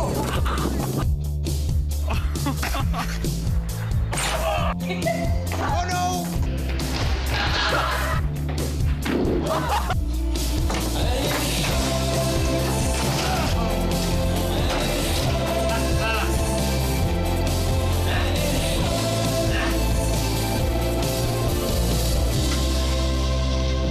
Boy, that hurts. Moon Lake Electric was organized in 1938 as a rural electric cooperative by residents of northeastern Utah. We are proud to support the television coverage of Uinta Basin High School sports. Attention Vernal City and surrounding areas. We would like to invite you to the 5th annual Vernal City Recovery Weekend. This is all part of the National Recovery Month. Please join us for the 5th annual Vernal City Recovery Walk, Saturday, September 9th in Vernal. Great food begins with great ingredients. We've grown our produce department with more prepared fruits and vegetables for the entire family. We've recently expanded our offerings, so come in and experience the fun, the excitement, and taste the difference. And we are live back in Altamont, Utah, as Evanston Red Devils take on the Altamont Longhorns.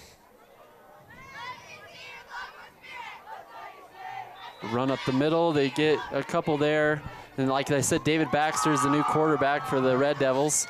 And we'll get to see them. And, you know, football's in the air, and I'm really excited about high school football, but I'm also excited about college football. And Utah, you know, you're a fan of Utah. They play in 6 days. BYU plays in 8 days. And I'm just excited for finally football to actually be here. NFL's coming about 2 weeks after that. This is the time where this is my Christmas. Yes, you know? Exactly.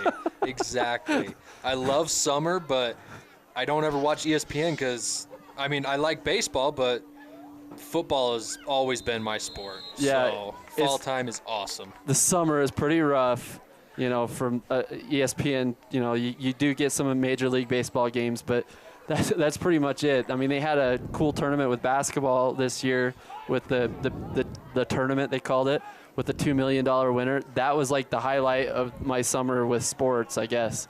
And we've had a little bit of a Canadian football, and that's enough to get you a little bit by, but it's not the same as the football that we have for high school, college, and NFL. Looks like John Johnson's going to head back deep for the Longhorns. So you'll start seeing Evanston trying to run the clock here, playing a little bit conservative. Going to punt here on 4th down. It looks like John Johnson is back there at about his 10. And I'd like to see what John Johnson can do with the ball when he receives it. See if they actually kick it to him. And it goes right in front of him and is down there at the 24-yard line. Longhorns take over the ball around the 20-yard line. Another shout out from one of our sponsors, Ute Tribal Enterprises. Ute Tribal Enterprises is the fastest growing tribally owned enterprise in the state of Utah. With 9 operations, Ute prides itself in offering the very best products and services to our customers.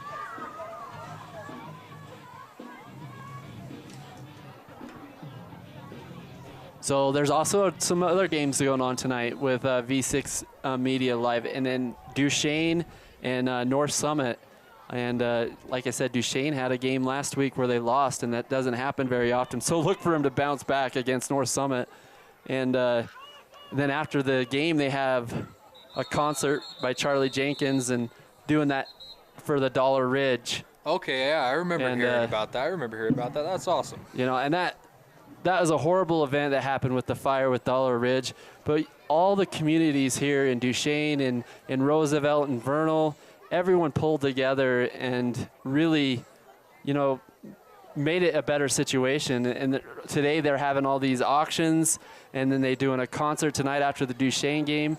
You know, it's just cool to see these communities get together and work for each other, you know, when there's hard times. Yes, exactly. We're all a huge family. We're all one big family. Good solid run breaking through that first line of defense. I didn't see the runner. Yeah, there's so many new guys on the field now that it's hard to keep track, but that was a good run. That looked like Braden Montgomery. Yeah. And if they really feel good about this Braden Montgomery, because, you know, Carson Sheets was one of their primary running backs last year. They had to feel really good about him to start him, you know, as a second string running back this year. And he's a big guy, and he works out hard in the weight room. And, you know, I just think once they get into their schedule with teams that are actually they'll match up with, they'll do so much better.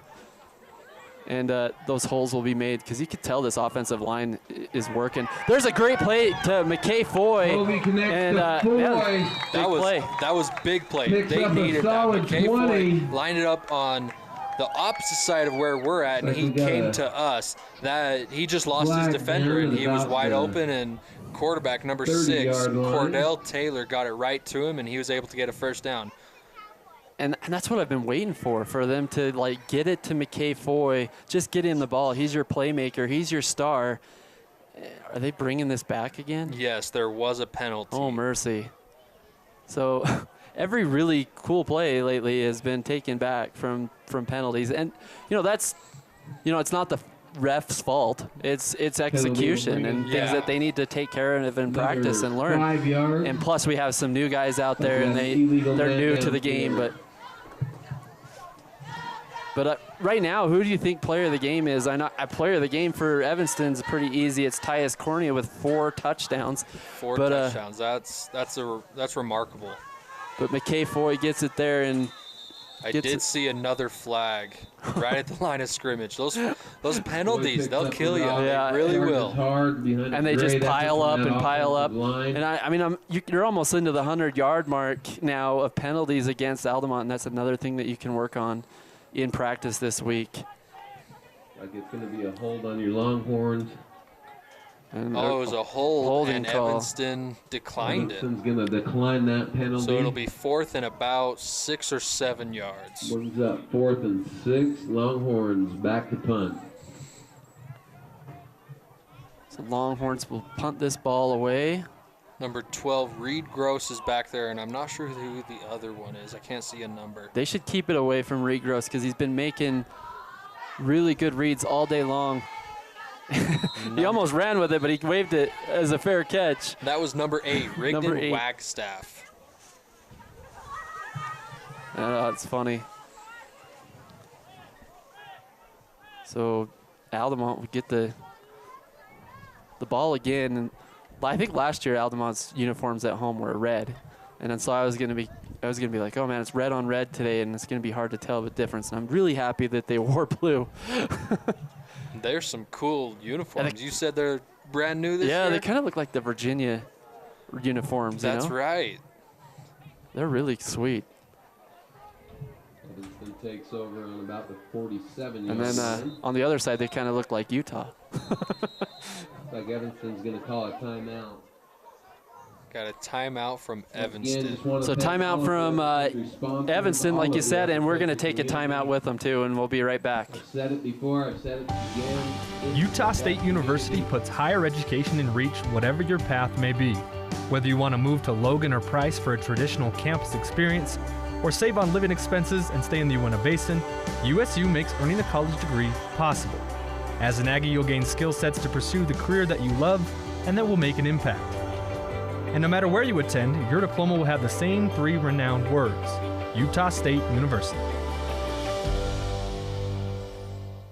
Another school year is starting with backpacks, notebooks, and germs.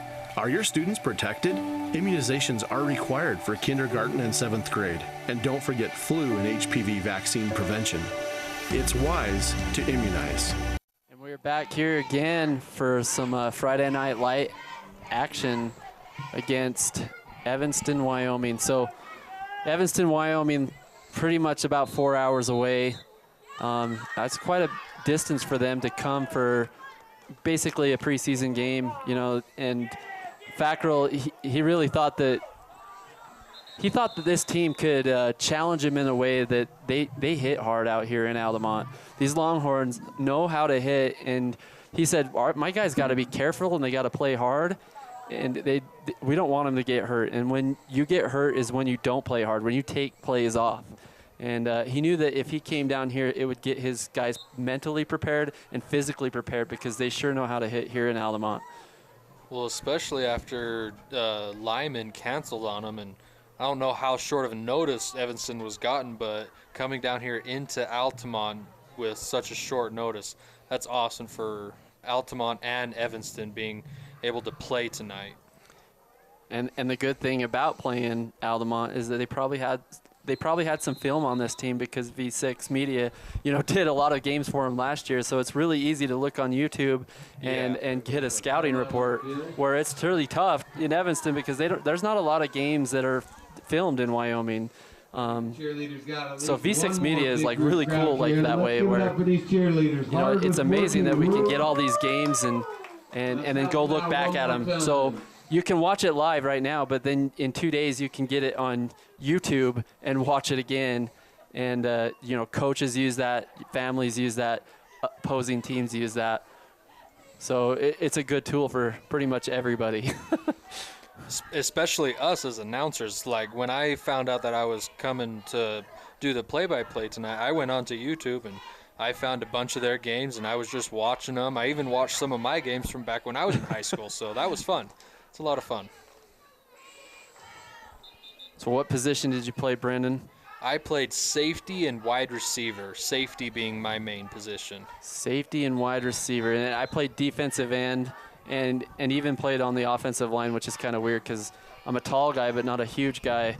But defensive end, I love to get hits on the quarterback. That was my favorite thing. David Baxter, the quarterback. Got down there. I'm not sure who he handed it off to, but he got it about 3 yards, so it'll be 3rd and 7. 52 in on that. East of Richmond. Number 54.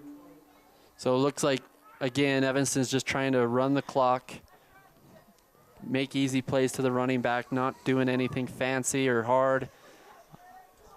And that's smart of them. That's smart to get their second, third string guys in there to be able to experience these Friday night lights, play under the stars with this crowd, and be able to say, I played in a varsity game Wow. That was a big hit. Wow.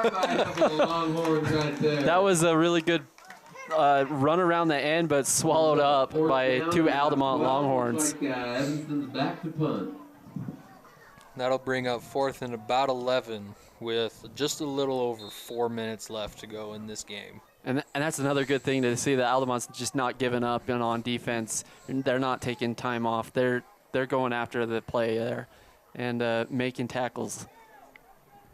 And who do we have receiving? Is that Braden Montgomery? I see a 3 at the start of his number, but I can't see the end. They're going to run as much clock as they can and then punt it off. And there's flags on the field. Delay of game. Just missed it. Yeah. Looks like they wanted to try to run it all the way down and try to get it, but the snap was a little late, and they'll come back.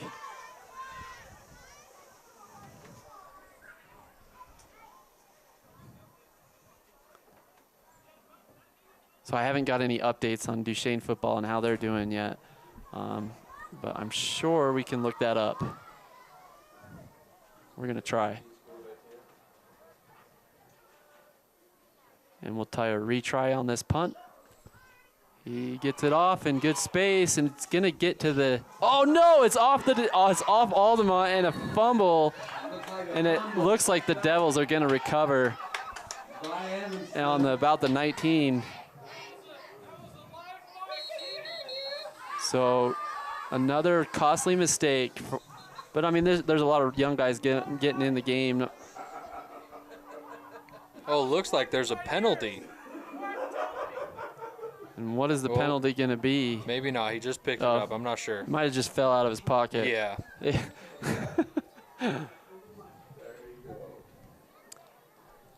So 3 minutes and 15 seconds left. And holy cow, I just got a score report of 70-4 with North Summit beating Duchesne 70-4. 70. So, I mean, Duchesne is, you know, they're usually this juggernaut team that play really well against teams, but North Summit is a good team. It's kind of like this Evanston Altamont match, and it's only 42-6 here, so there's some good to look at.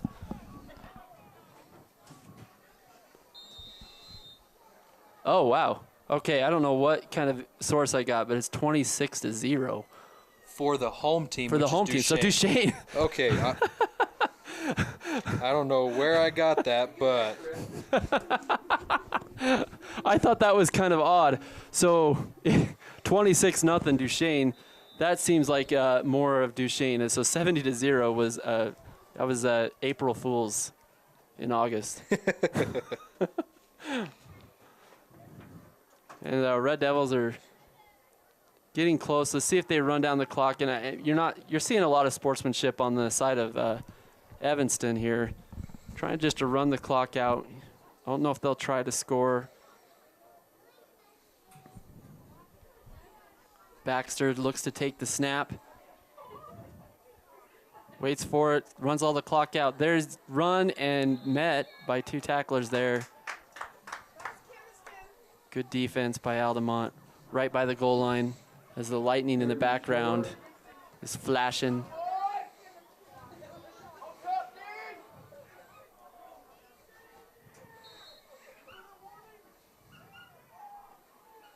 And the time will keep going. Minute and 56 seconds left.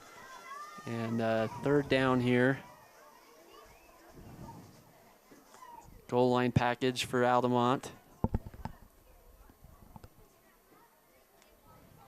See if they can hit that right gap. Like I said, that if Cooper Russ can go right into that left gap and make that tackle.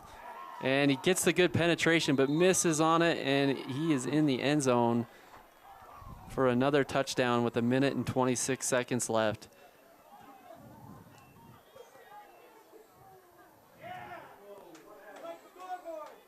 And lost the score on the scoreboard, but there's a minute and 16 seconds left on it. Scoreboard says 6-6, but I don't know how a team could lose that many points that quick. It's a new rule enforced, safety rule. I like it. You know, there's so many safety rules that have been enforced in high school and college, which is good because you want your players to stay safe. You want them to be healthy, you know, but it changes the game as well. And so it's hard to adjust for these coaches. That PAT got blocked, which that's good. That's awesome. That's really good. That's good to see. And going back to injuries in high school, for whoever's watching that knows me, they know that my high school career ended from a concussion, multiple concussions. So I know a lot about those injuries from high school football. And that's good that they're taking the proper steps to get rid of the concussions or to make them so they're not happening. And the protocols that they do after you get a concussion, you don't play for at least 1 to 2 games. Most of them don't play for another a 3 games period.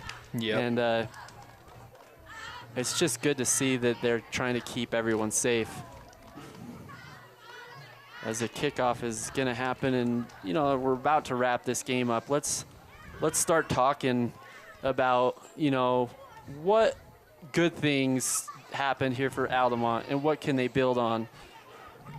Well, good things. The start of this game, the first quarter, the whole entire first quarter, they had a good start, great start. McCafoy was playing hard. The line was making blocks for him, but it just slowed down.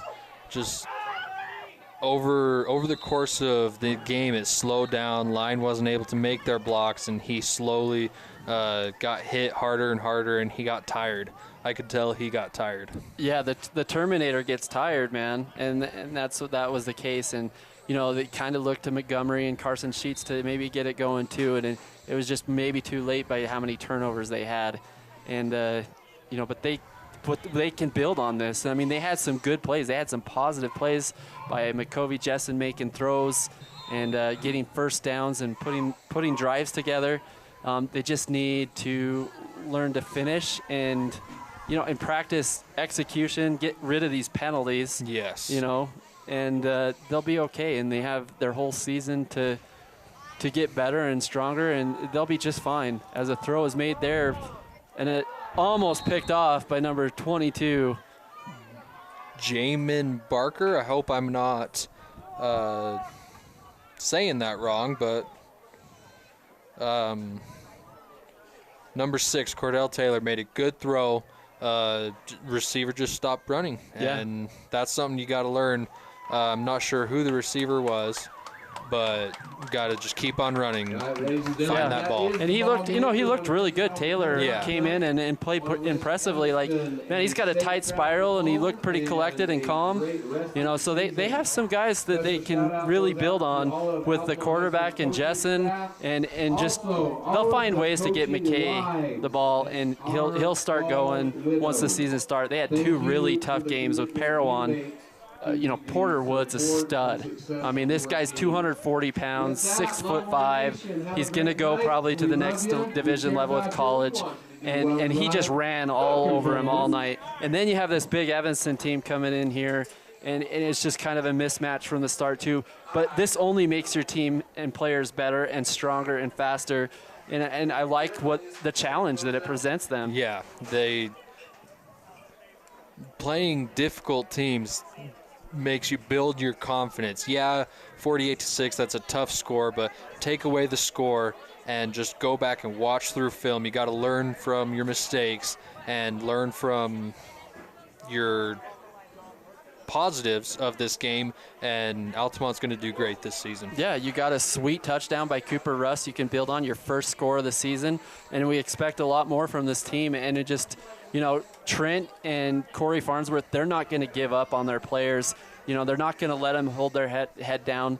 They're going to tell them what they did right, and they're going to critique some things in the offense and, over the week in practice. But overall, they're going to be happy with what they have here, and they're going to have a good season. But, we're going to wrap things up. It's the end of the night for us here in Altamont. It's a beautiful night, Friday night lights.